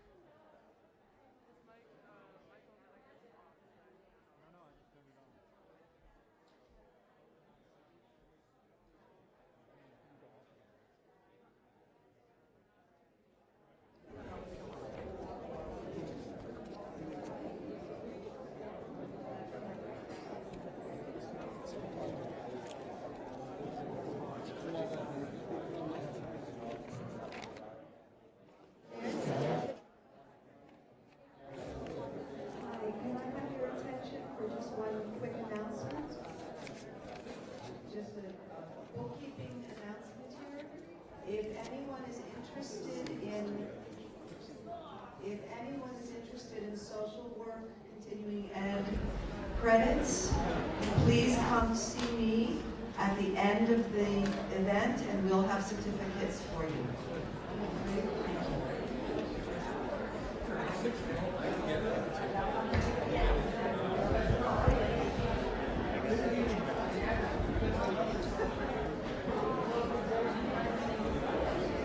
I like the lighting of the thing.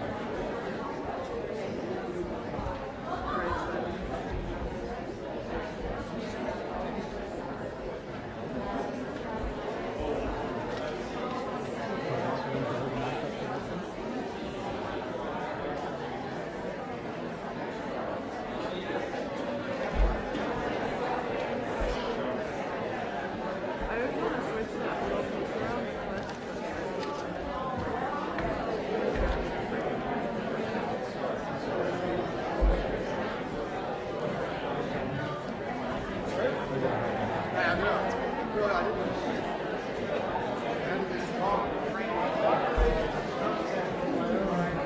Okay. Donald.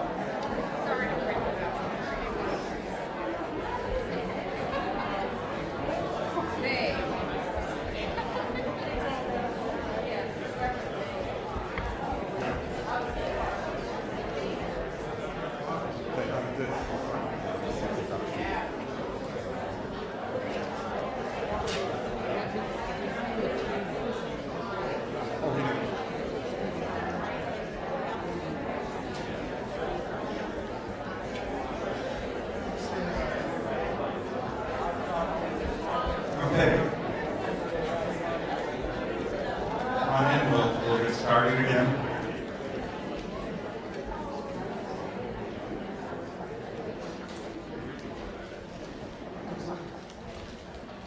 Could somebody get the door?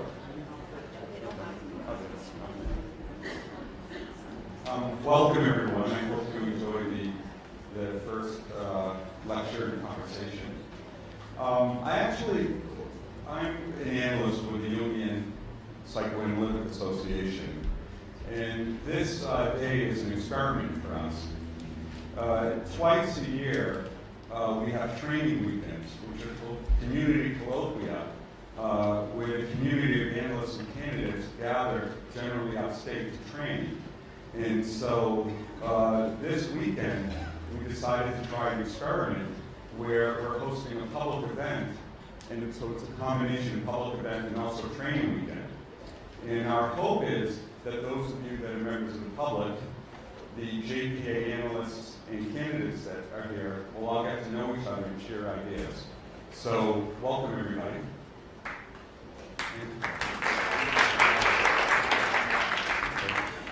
And it's my honor to introduce John Beebe. And John trained as a Jungian analyst at the C.G. Jung Institute of San Francisco, graduating in 1978. In 1979, he founded the San Francisco Jung Institute Library Journal, a quarterly now published by Routledge as Jung Journal, Culture and Psyche in 1990. He became the first American co-editor of the Journal of Analytical Psychology, and between 2000 and 2002, served as president of the San Francisco Jung Institute. Over the years, he's been chair of the San Francisco Institute's Certifying International Student and Development Committees. Since 2010, he has been quite involved in the training of future analysts in mainland China, serving as a liaison to the Shanghai Developing Group of the International Association for Analytical Psychology, visiting analyst to the Guangzhou Developing Group, and a professor at the City University of Macau. His work on psychological types was recognized by the Association for Psychological Type International in 2009 with the President's Award for Merit. In addition to serving as co-editor with Ernst Falzader on the C.G. Jung Hans Schmidt Gizon correspondence, he is the author of Integrity in Depth and a number of essays linking the growth of integrity to the development of one's psychological type. His own long-awaited book on typology, Energies and Patterns in Psychological Type, The Reservoir of Consciousness, will be published by Routledge in 2016. John?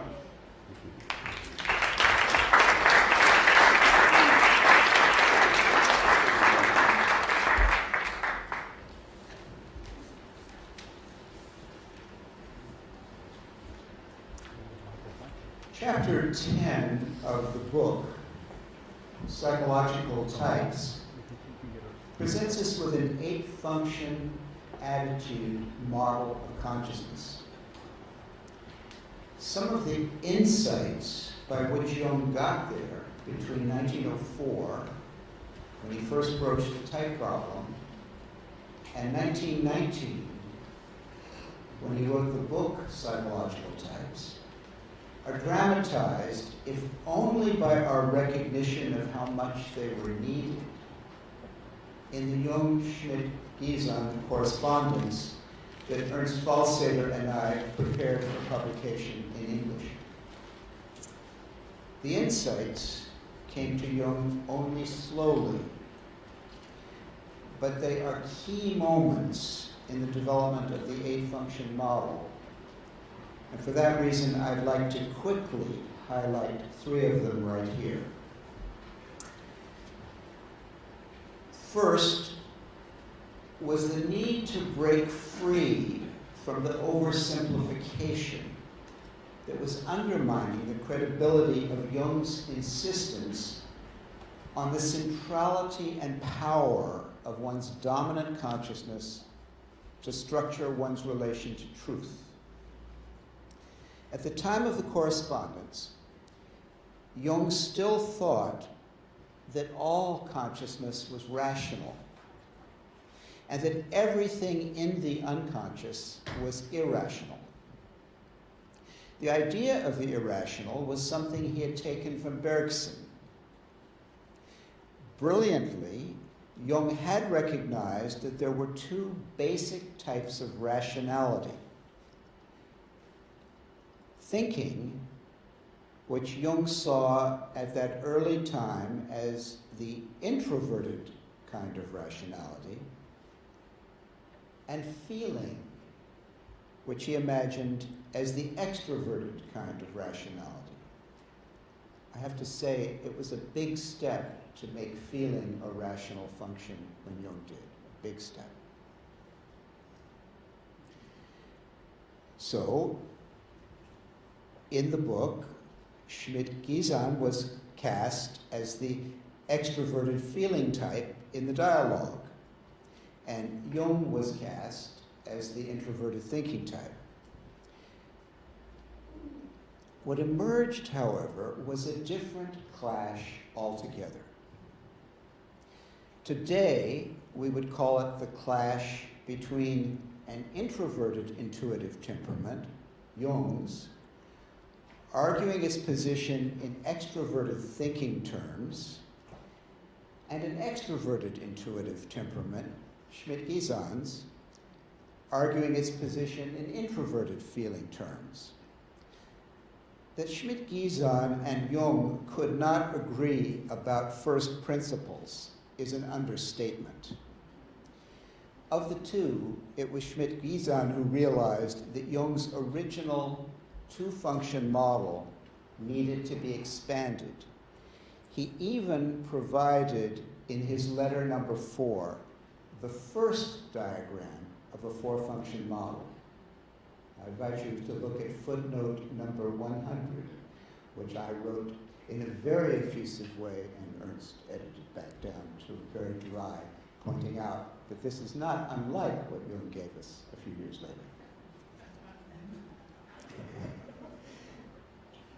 The second insight follows. But it was Jung who engaged with Schmidt-Gison's extroverted intuition in a real enough extroverted sensate way. He did it first by shaking up his own relation to truth through the Red Book experiences. The way he did this was by knowing he had lost his soul, that she would be a she, and that he had to find her and submit himself to her. That much he knew before he began. That his soul, however, presented herself as the embarrassing Salome who had demanded the head of John the Baptist, offered Jung a chance to put his original idea that all consciousness is rational on the chopping block. This was the payoff in his recognition that our area of incapacity is as important and valuable as our capacity where the development of consciousness is concerned. In the encounter with Salome, Jung's introverted intuition, which Ernst has demonstrated to be Jung's dominant function, subordinated itself to his inferior function, extroverted sensation, and allowed actually experiencing rather than just knowing to take the lead in his relation to the psyche. Extroverted sensation, the gritty, textured, keenly observant consciousness that informed Jung's active imagination, was personified by a woman he had always looked on as his inferior, the infamous belly dancer Salome, who had kissed the head of John the Baptist when it was brought to her still dripping blood. Jung submitted his knowing to his experiencing and let Salome show him what was in the irrational realm, the reality of the psyche and the gifts of prophecy and magic. In this way, he first experienced and then knew that consciousness is more than thinking and feeling. It is also sensation and intuition. A third great moment of insight comes, also in the Red Book, when Jung, through the adventures that Salome arranges for him, experiences the types of consciousness that were in shadow for him, in figures such as the tricksterish red one, the crazy, intrusive Anabaptists, the dry anchorite, and the lazy tramp. These experiences, I think, help to clarify that the conflict between Schmidt-Gizan and Jung was not just between extrovert and introvert, or between feeling and thinking, but also, and more fundamentally, between two very different kinds of feeling, two very different kinds of thinking, and above all, two very different kinds of intuition, leaving the two men understandably at loggerheads as to how the type theory should develop.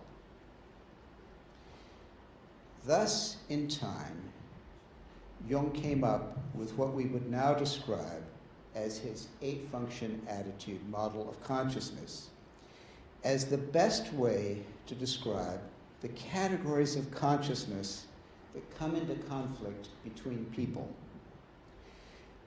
At this point, Jung is clear that the dominant function is not our only available type of consciousness, but rather one of many. At the time Jung was untangling his model, Beatrice Hinkle here in New York came up with her own slightly different scheme, and Jay Sherry has been working on Hinkle's biography. I think her work on type definitely deserves a close look. And after Jung's publication, Catherine Briggs and her daughter Isabel Myers used Jung's work as the basis of the Myers-Briggs type indicator, the MBTI that is today the way most people understand typology. Myers and Briggs followers in hundreds of publications have made major contributions to describing the day-to-day experience of people as shaped by their inborn typological preferences. The main development in Jungian analytic thought about type during the same period has been von Franz's demonstration of how the inferior function establishes itself as the connecting point to the unconscious. Following von Franz's lead, my own work has been to see Jung's typology not as his ego psychology, as many would have it, but as his self-psychology, remembering that the English edition of Psychological Types is subtitled The Psychology of Individuation. So today, I would like to take insight in a somewhat new direction. By individuating the types of consciousness we all carry and asking what they look like in all of us as they develop from persona to ego to self. The third, most developed level, the self level, I might also call the jouissance, the playful joy of the function, when we use it most fully as a consciousness that not only defends and asserts ourselves, but actually connects us in a rather deep way to the reality of others whom we can allow to be different. So you can say, here endeth the lesson. Now I'm going to have you look at the handout that I gave you, so that each of you can kind of follow along as I unpack the 8 function attitudes that Jung names in Psychological Types. So to get us used to the language code, we of course have the 4 functions and the 2 attitudes. And so I'm going to be referring to feeling with a capital F and thinking with a capital T, and intuition with a capital N, not to confuse it with introversion, and S with sensation. This is done by type practitioners all over the world, so it's hardly original. The attitudes, E for extroverted, I for introverted. So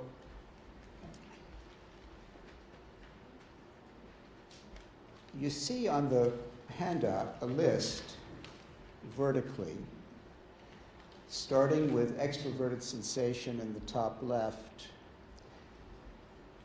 going down to introverted feeling, the bottom left, in the left-hand column, the 8 function attitudes that Jung names in the names that have become so familiar to us, who read Jungian psychology, and at the same time, so incredibly opaque that very few people that I have ever met in my life can truly tell one from another. It would be almost as if we're trying to work with music and no one has ever taken a solfège class, and they can't tell the difference between do and re and mi and fa. And if we can't do that with the psychological types, we've completely lost what Jung intended with his lexicon, which was to actually give us a way to read human consciousness. So I talked about this problem over and over again with a number of people, and one of them was the novelist Diane Johnson, who's a good friend of mine. Some of you may know her novel, The Divorce. A few of you may know her novel, The Shadow Knows. She's a quite wonderful writer, very psychologically minded writer, and like me, a lover of Henry James and Jane Austen. And she said, you know, we really have to find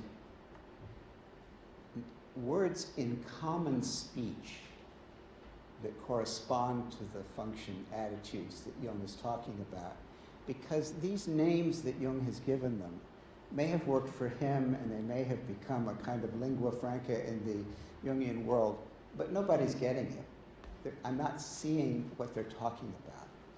So with that inspiration, for the last several years, I've been looking for the names that actually seem to me to fit the 8 functions. And some of you in the room were present when I was at a conference in Cleveland, where I actually gave my first effort to come up with 8 names that I thought got to the heart of the different functions of consciousness. So, quickly, and stating very quickly what those names were on that particular day.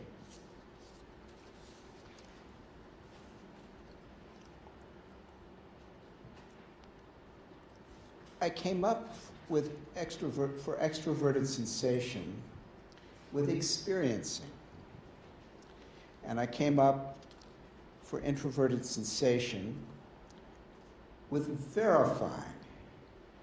I came up with, for extroverted intuition, with envisioning. And I came up for introverted intuition with knowing. And for extroverted thinking with planning. And for introverted thinking with defining. For extroverted feeling with affirming. And introverted feeling, this was the hard one. Eventually I came up with appraising. Now, those words seemed to me to describe in gerund language, verbal nouns, what these mental processes were actually trying to accomplish for the people who were using them, their method of being conscious, their particular favored method of being conscious. And I was watching like a hawk the people in the room as I was talking, and as the names emerged, it seemed to make sense to the people there. It happened, I have to say, rather fast. It tumbled out rather quickly, and I think the unconscious had quite a role in what happened that day. Now, in that particular room, there was a man named Dick Custer who began to think that one word was not enough. That if you could create a semantic field and you could in some way get other words that I had mentioned en route, that they were words that were close to what I was talking about, but not the heart of what I was talking about. So he took things that I'd already said, and he made a little diagram that he handed to me at the break. And he remembered that I had used the word defining for introverted thinking. So he was interested in that.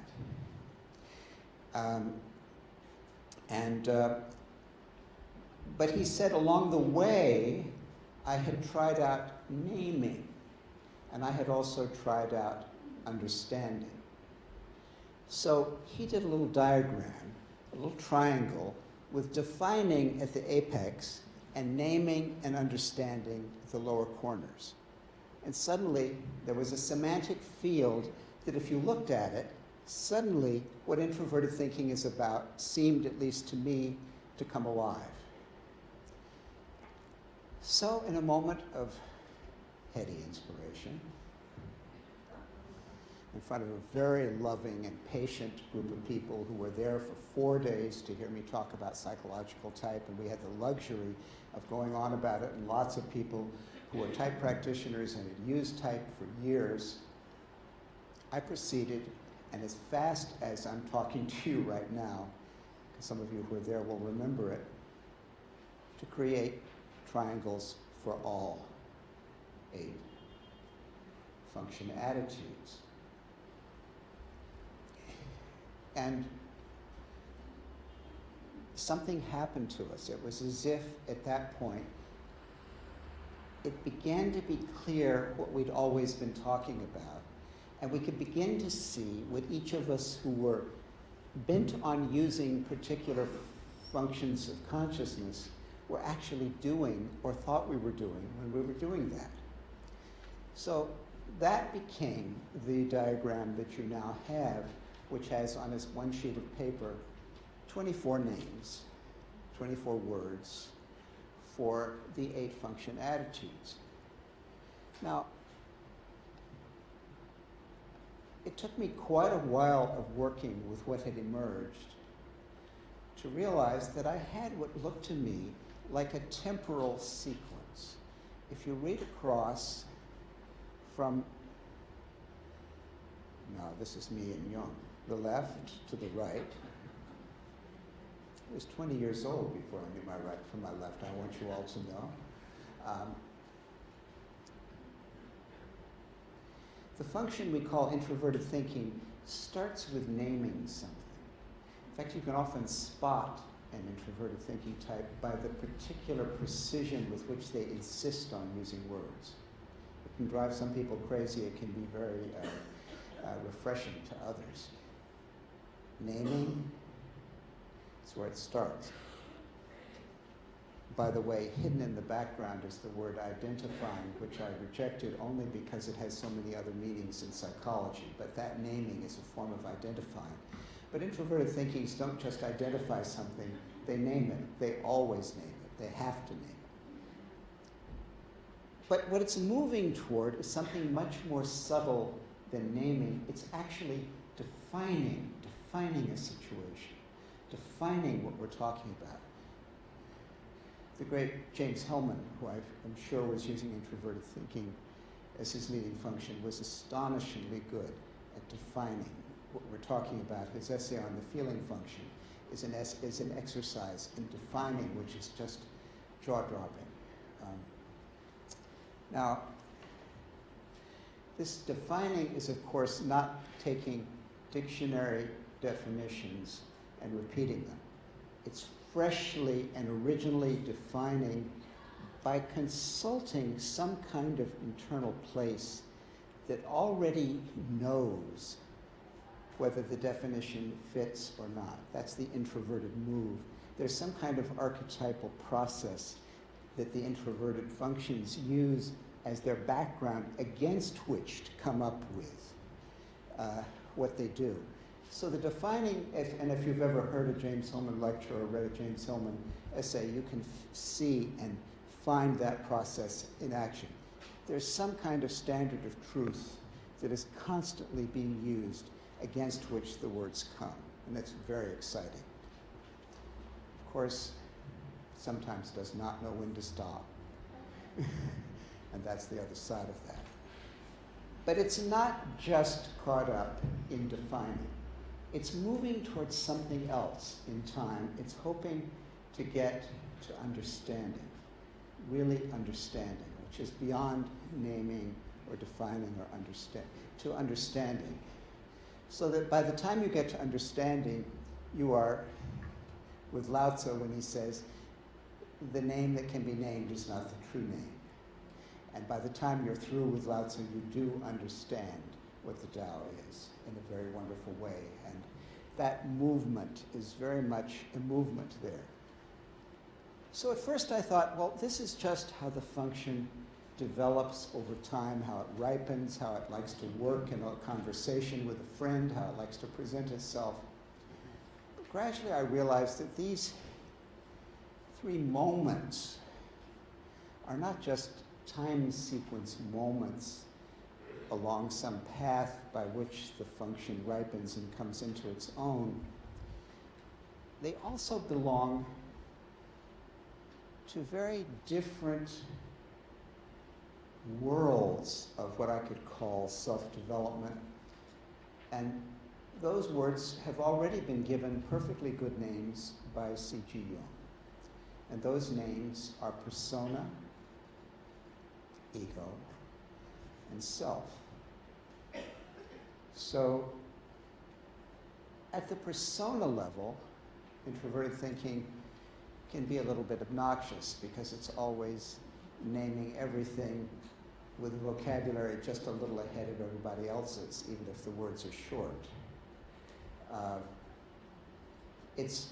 One is more grateful to it when it defines, if it doesn't go on too long. And there's a lovely thing to watch an intellectual, introverted thinking type defining a situation. It's fun. But that's the ego level. The self level is something very, very different. The self level is a moment where not only has a deep connection been made by the person to the telos, to the goal of the whole mental process, the whole function, but there's an unus mundus to it. There's a connection with others to it. Suddenly, as it's been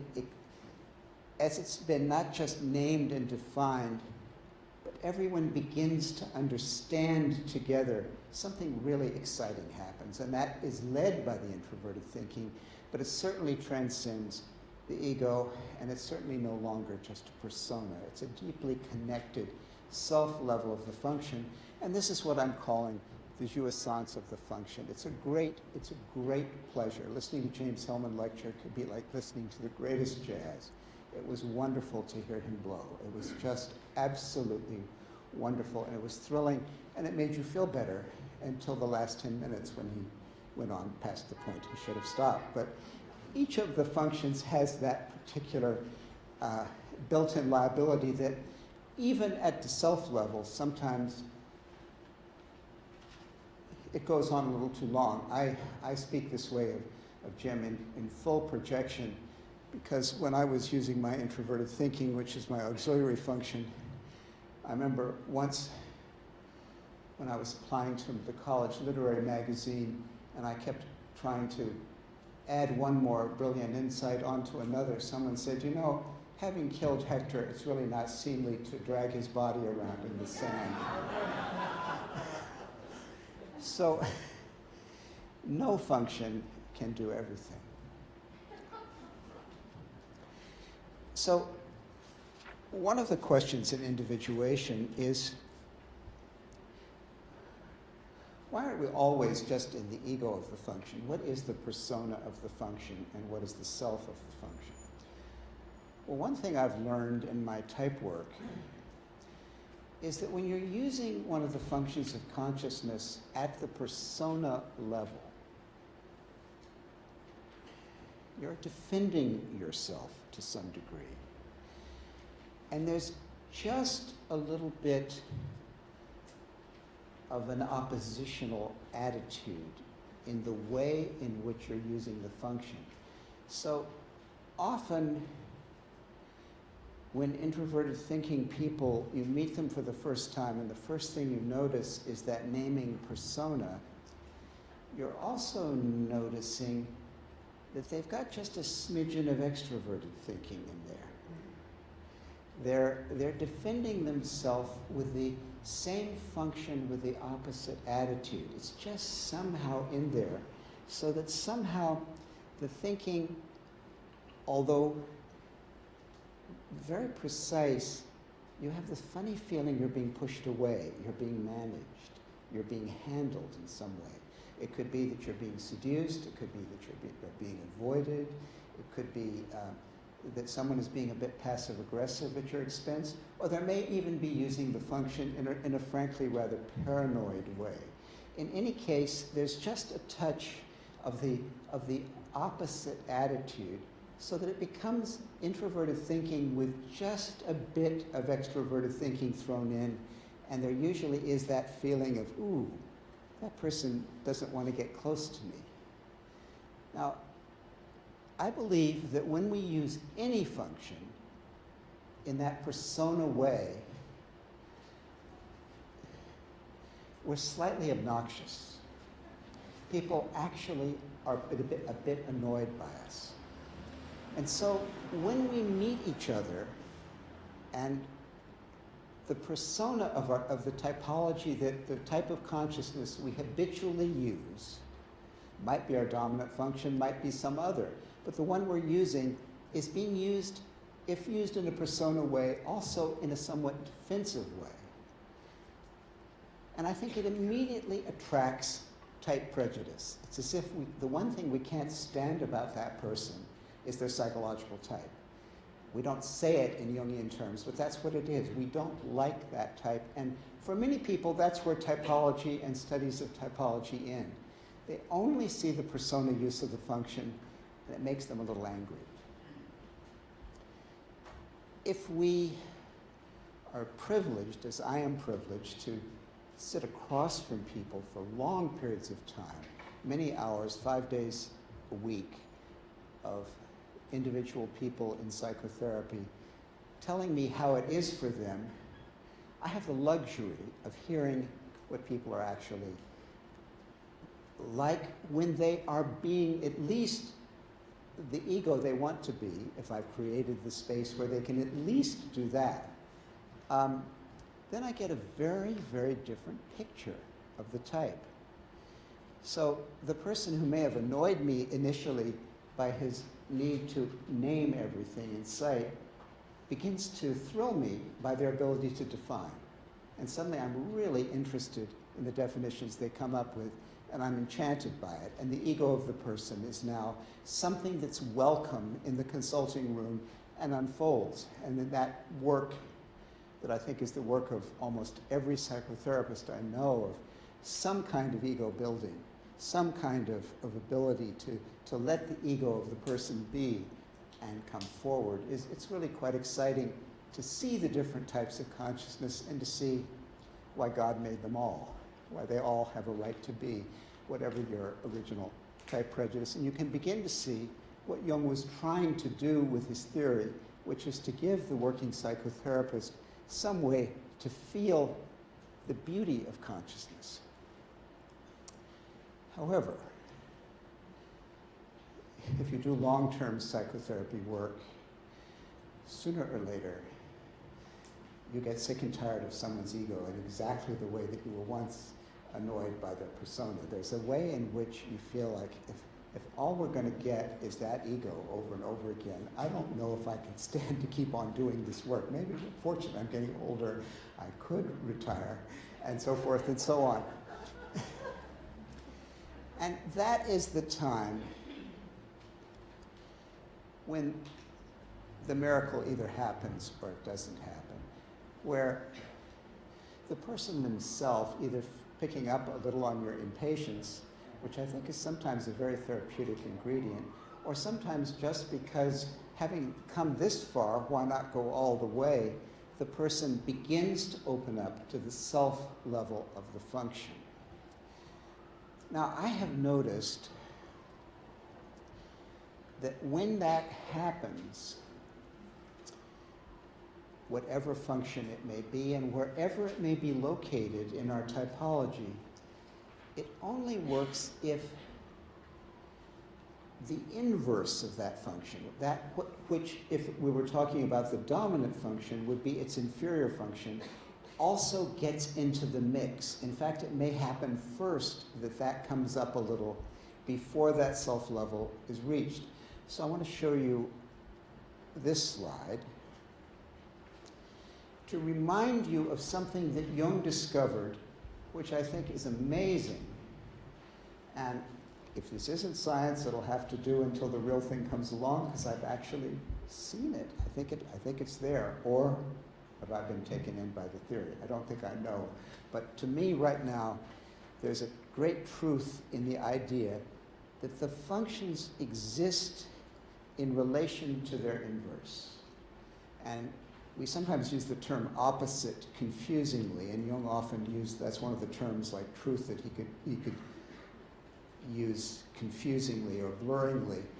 But introverted intuition and extroverted sensation are in reciprocal or inverse relation to each other. Extroverted intuition and introverted sensation, extroverted feeling and introverted thinking, and introverted feeling and extroverted thinking, all form axes of consciousness. Those 4 axes should be learned by heart in the 1st grade, but of course we're not there yet. Very, very important. Now, if we were to go back to our introverted thinking,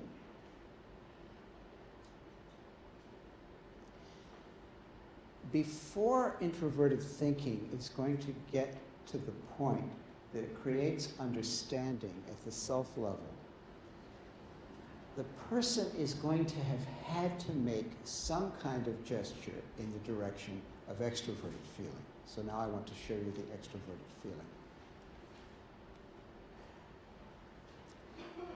Extroverted feeling is very much the inverse of introverted thinking. It's a completely different set of strategies.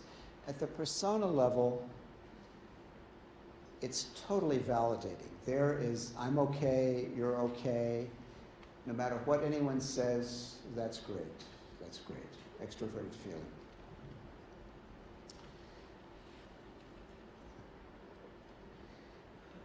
It's not as political and as cynical as it sometimes seems to people who don't like extroverted feeling when they meet it as a persona. At its heart, it's really about affirming the right of others to be and the being of others, and it's a very exciting function. It's one of the few functions that really works to deal with extremely wounded and particularly psychotic people. Our best treatment for psychotic people is not phenothiazine, it's appropriate extroverted feeling. It's an amazing, as Harry Stack Sullivan and many others knew, very, very important. And Jung was able to deploy that extraordinarily well with psychotic patients, something that most people don't realize about him, but he did.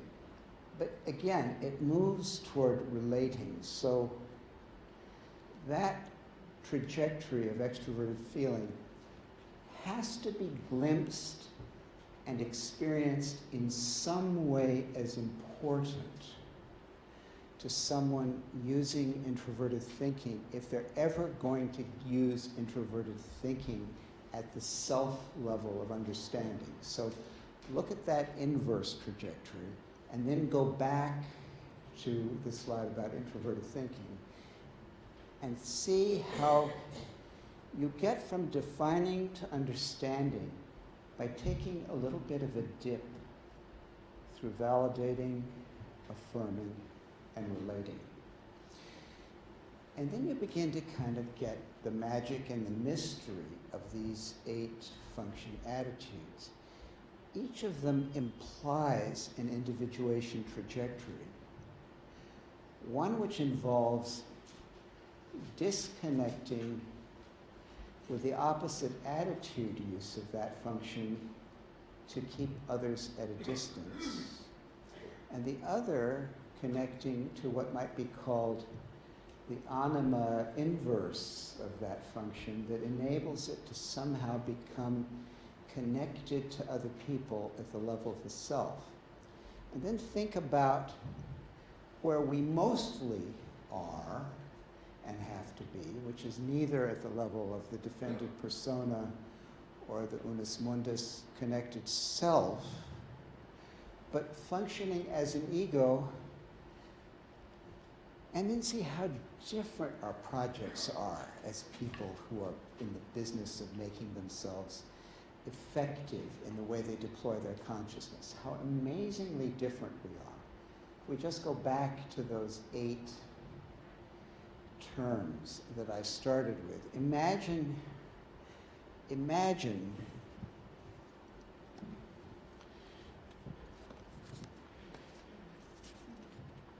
someone whose greatest interest is in defining, and someone else whose greatest interest is in verifying, and someone else whose greatest interest is in affirming, someone else whose greatest interest is in planning, and someone else whose greatest interest is in knowing, and someone else whose greatest interest is in envisioning, and someone else whose greatest interest is in experiencing. What do we do with all these amazing differences between people? Now, Jung gave us a help when he said that some of these ways are rational ways and some are irrational ways. I mean, believe me, I don't choose to envision, I just envision as an extroverted intuitive. And I think many people don't. And many people choose to affirm. because they're dealing with a rational function, like extroverted feeling. So how can someone understand the ego of someone who chooses to affirm and wonders why I don't make that choice, when I just envision and wonder why that's not happening to them? The difference between us is probably greater than the difference between men and women, the difference between the rational and the irrational type. I find I have more in common with women who are also irrational than with men who are rational, because they're on a different journey. And I have to shake myself to realize they have a choice. I have no choice. My intuitions simply happen to me, and I have to follow them, and I have my whole life.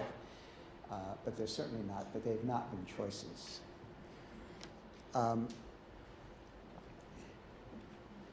I hope this little glimpse gives you a sense of the reason that I have taken typology seriously since I first encountered it.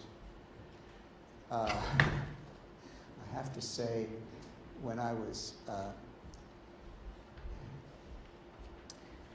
18 years old and made friends with a former patient of Beatrice Hinkle's, Nancy Hale, wonderful writer, wonderful Jungian writer. And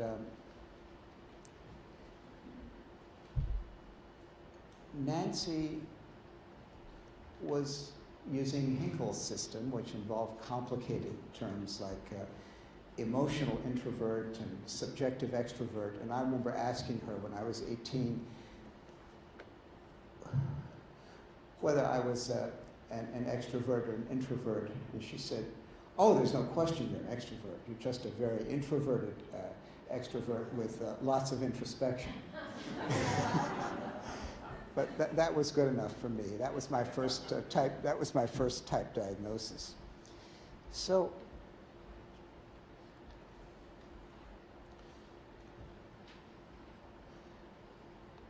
I'd like to engage all of you.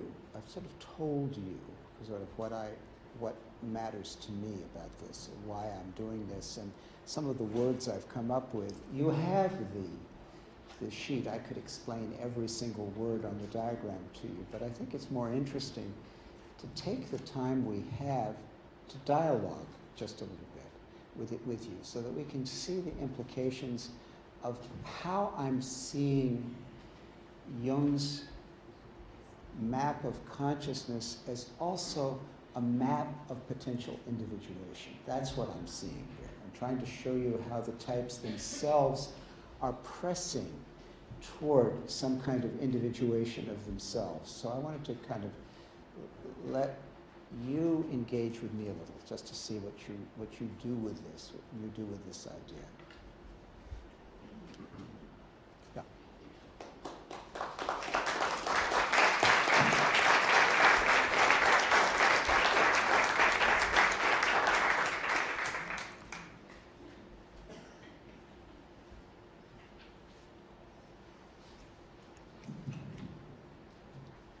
Beverly? Yeah. It's rather stunning how often type is unconsciously used to pathologize the other. And I was thinking that last year when the DSM-5 was in the process of being formulated, introversion was put under a form of pathology. So that gives you some sense of even how on a cultural level there's a projection onto another type as if it's pathological, and I was wondering if you could address that. Well, I actually did address it. We were called upon it. The ideas for the new nomenclature were presented sometime in February of, as I recall, 2010. And I was on the phone the very next day to 3 presidents of organizations. One was the president of the IAAP, Hester Solomon.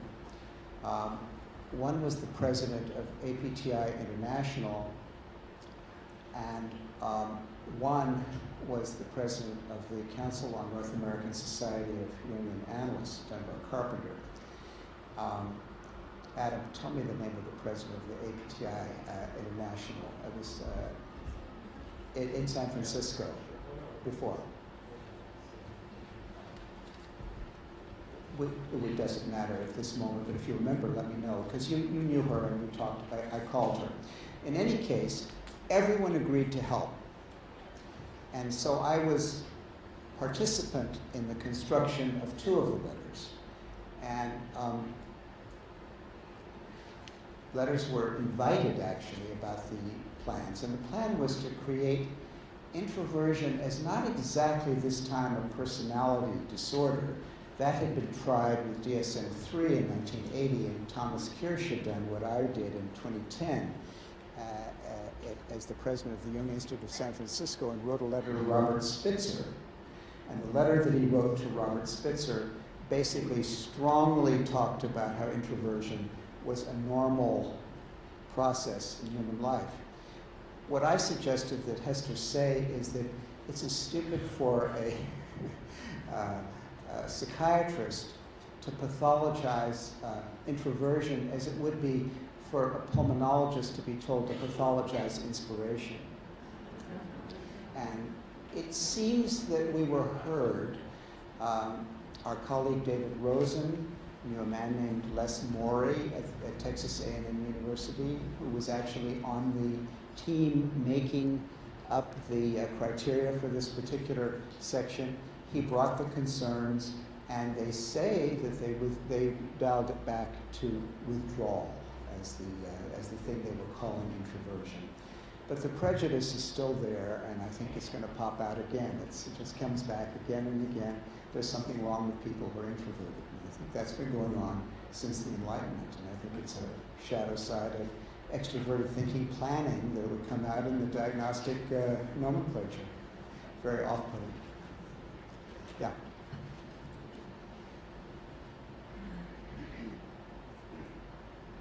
Thank you very much. On the matter of four-function model versus the 8-attitude function model, in Isabella's book, Gifts Differing, somewhere in there is a pretty good rundown of the 8 attitude functions. Yes. Now, given that, when she was still alive, I asked Mary McCauley about that, why it's not in the popularized Jung-Myers model, it's strictly 4 functions. And she indicated, somewhat defensively, the reason is to keep it simple and don't complicate it too much for the public. Could you add to that? Well, yes, I knew Mary McCauley too, and she was very fond of what I was doing with psychological types, and so was Catherine Myers, Catherine Myers, Isabel Briggs Myers' daughter-in-law, who's very, very in favor of the 8-function approach. And they've all told me that the issue is that the MBTI is an indicator. It's not the way to type anyone. In fact, in the Association for Psychological Type International, it's considered unethical to type people on the basis of administering the MBTI. You have to, at the very least, have a follow-up individual one-on-one interview that begins with something like, you really can be any type you want to be. The indicator seems to indicate you are this pattern of dominant and auxiliary function, and let's see if it fits you. I'll tell you what the terms mean, you see if they fit you. Unfortunately, in the real world, I see Jungian analysts who feel that the only way they could possibly know their type is to take the MBTI, which is a complete misunderstanding. Even worse, there's online in China a watered-down version of the MBTI, and someone will take it online. I heard of a situation where a young woman got herself and her boyfriend her fiance, in fact, to take the MBTI, found out they were incompatible and broke up at once. So the misuse of this is a terrible, terrible problem. And the only cure for that is if we can ourselves learn to recognize the different consciousnesses.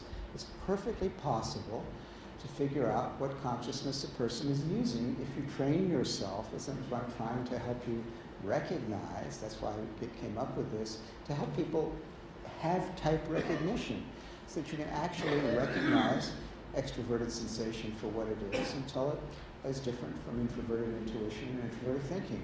But right now, we're stuck in a very primitive form of typology that we've got to find a way past if we're going to use this as I think Jung intended it to be used. Yeah.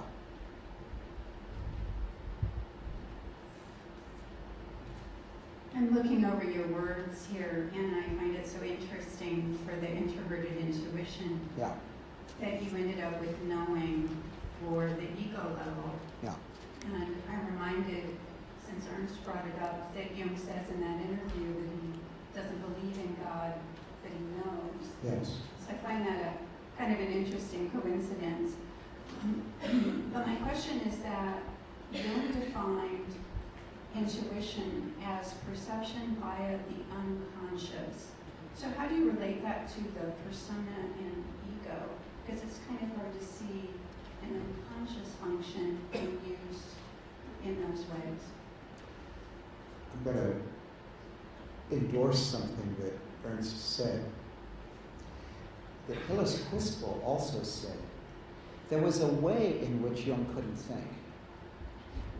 It's shocking in a man as brilliant as he was, because James Hillman said talking to Jung was like looking at the sun. I mean, there's no question that Jung was brilliant.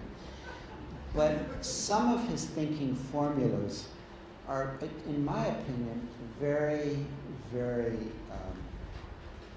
leave a lot to be desired, and that's one of them.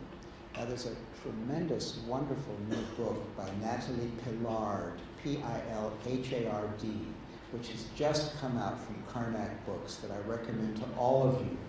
It's called Jung and Intuition. And this is the book we have all been waiting for, in which all the different ways Jung uses the term intuition, all the different meanings it has, and the intellectual pedigree, all the way back to Kant's intellectual intuition and so forth. But I have to say that calling intuition perception by way of the unconscious smacks of his model of the mind in 1912 when he wrote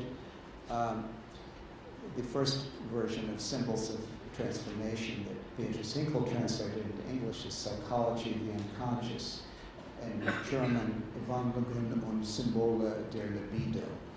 And there he had the idea that there were two kinds of thinking, and the kinds of thinking that belonged to the conscious mind is the rational thinking, and the kind of mind thinking that belongs to the unconscious is the irrational thinking. So it took him a long time to accept that there was an intuitive function at all. It was Maria Moltzer, his associate for a time, who suggested the idea in a lecture she gave to the newly formed Analytical Psychology Club. And he himself says it took him over a year to accept it, and he never quite comes fully out of the closet once and for all and says, I am an introverted intuitive. But I know you, Vicky Jo, have found many examples where Jung says this, and Ernst has found what I think is the smoking gun, the way you translated that case that he talks about in the Houston interviews. And you just say that's really a self-description of Jung. I think you're absolutely right. If you've got going an idea from way back when that the unconscious is where irrationality is, then by definition, for intuition to function as an irrational function, it has to go by way of the unconscious. But why not allow yourself to know what Jung learned only at the hands of Salome by experiencing it for himself, for once and for all. This is Jung's greatest discovery, but even he would slip away from it. There's such a thing as irrational consciousness. And irrational consciousness does not have to go via the unconscious. It works at the level of the conscious. And I don't think we're going to solve many of the problems in science, I think Beverly would say, in quantum theory and other places, if we cannot accept irrational consciousness. And I think Jung got it, but even he would go back to the way he used to think. And so I think that's what crept in there with that definition. So that's why I use these words instead of saying perception by way of the unconscious. I say that when I use extroverted intuition, I start by entertaining.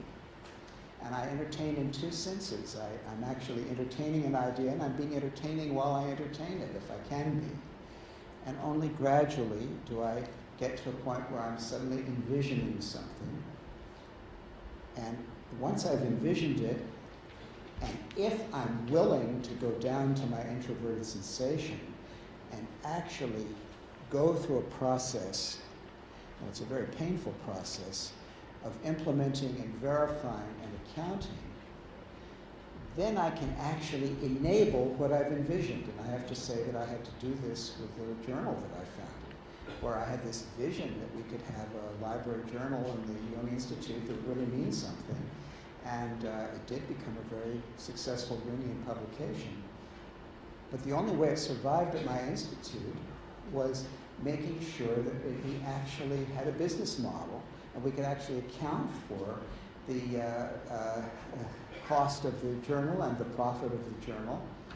And I got my introverted sensation friend Adam to help us with a careful look at the books, and I proved that we could make money on the journal, and we did for a number of years. And that enabled my vision to become something, rather than one of the many non-starter intuitions that I'd seen all of my life in the Jungian world. So that process of taking your function and taking it all the way has been very satisfying to me with a few projects. Otherwise, I would just wake up at night feeling that my life had really been a failure, that I've had a lot of great ideas that never came to anything. And I didn't, for whatever reason, want that to happen to me. It was a value for me to keep going, and the types helped me figure out how you do that. So that would be my answer to that. Yeah. Go ahead. I was really interested in what you were saying about the persona. Yeah. I wanted to just ask you a little bit more about what you were saying about the persona function, and you were isolating its role to defend. And I was wondering if you also thought that it had another role, which is to engage, and if so, how that would inflect what you were saying. Oh, I'm so glad you brought that up because, and it's so to the point. The persona is either the most neglected of the Jungian archetypes or the most maligned, and I'm afraid I walked into the malignant side of it. What I was really trying to get at is how offensive the persona can be to others and how it can be a source of type bias. For the person who's wearing a persona, however, if anyone has ever tried to live without a persona, they find very quickly how miserable it is. And so what I do with a number of analytic people is help them build up the persona precisely, not only so they can defend themselves in the world, but so that they can actually connect with other people. And I certainly spend a vast amount of my energy developing a persona that I think will actually work with people, as I would have to do, and how I dress today, and how I clean myself up, and how I figure out how I'm going to present this material in a way that would be halfway pleasing. All of that, I think, is terribly connected. So yes, there's a relatedness level to the persona. And even when you get to the self level, of course, the law of opposites is all through psychological types, there's a dark side to the self. So you can sometimes be at the self level and be quite in an evil place, not just in a place where your jouissance is everybody else's bliss, but actually it's very much at their expense. There's a sadism that can come up at that level, which is a very painful thing to contemplate, but anyone who's been around individuating Jungians long enough knows it's true. It's true. Yeah. Yes? I wonder if you could say a little bit more about the rational and irrational aspects of the text, because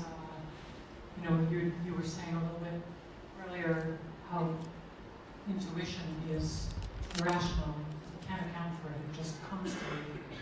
But I could say the same thing about feeling, I think. Maybe my understanding is a little primitive, but I think feeling,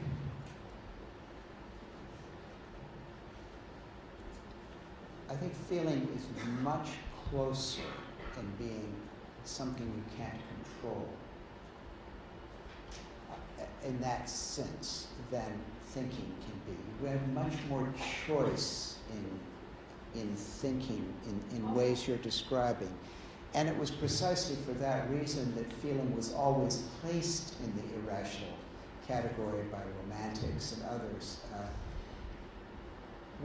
What I have noticed, though, is that introverted feeling often starts with a judgment that does not want to stay there, but wants to finish itself.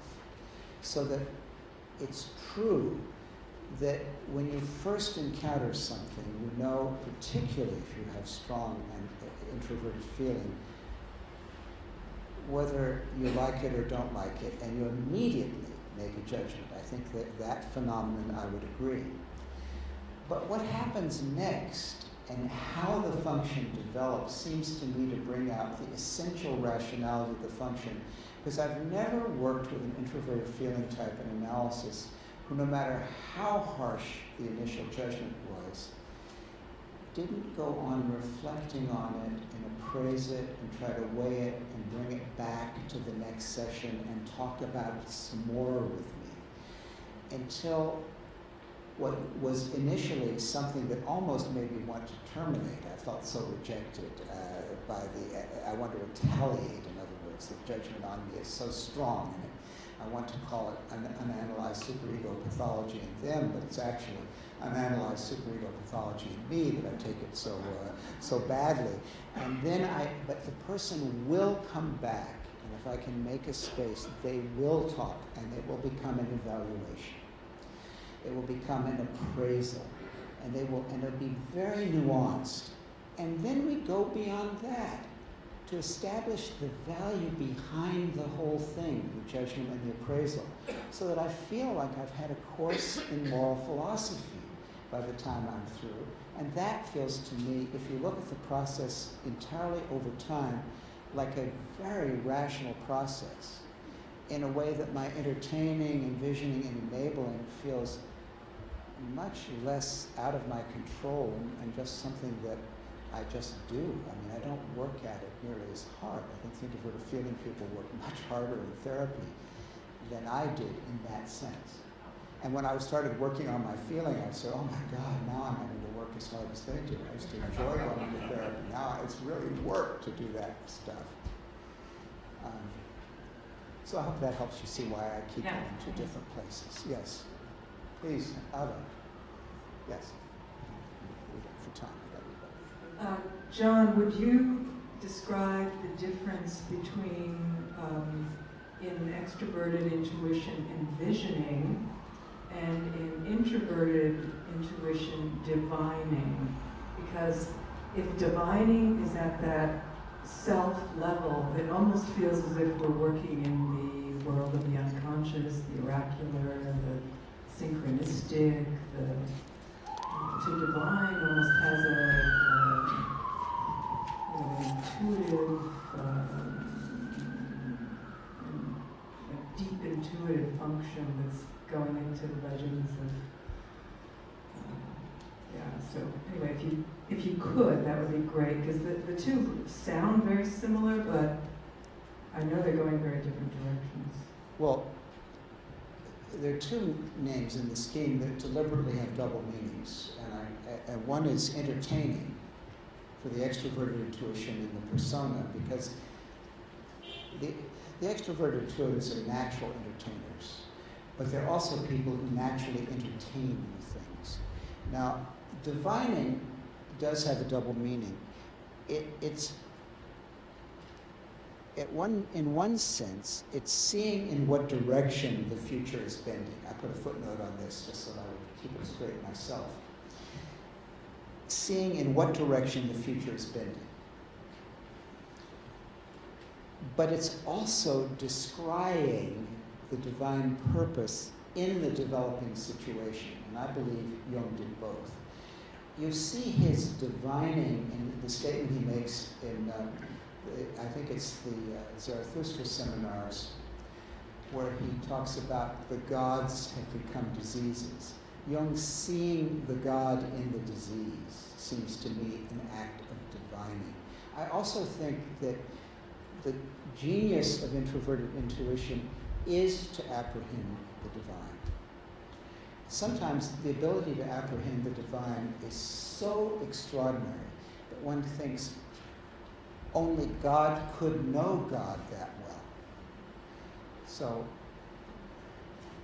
I realize many people here are Christian, but in that image, God came to the earth as a man, and as a man, the man must have had, in addition to a human body, a psychological type, and I think that psychological type had to be introverted intuition.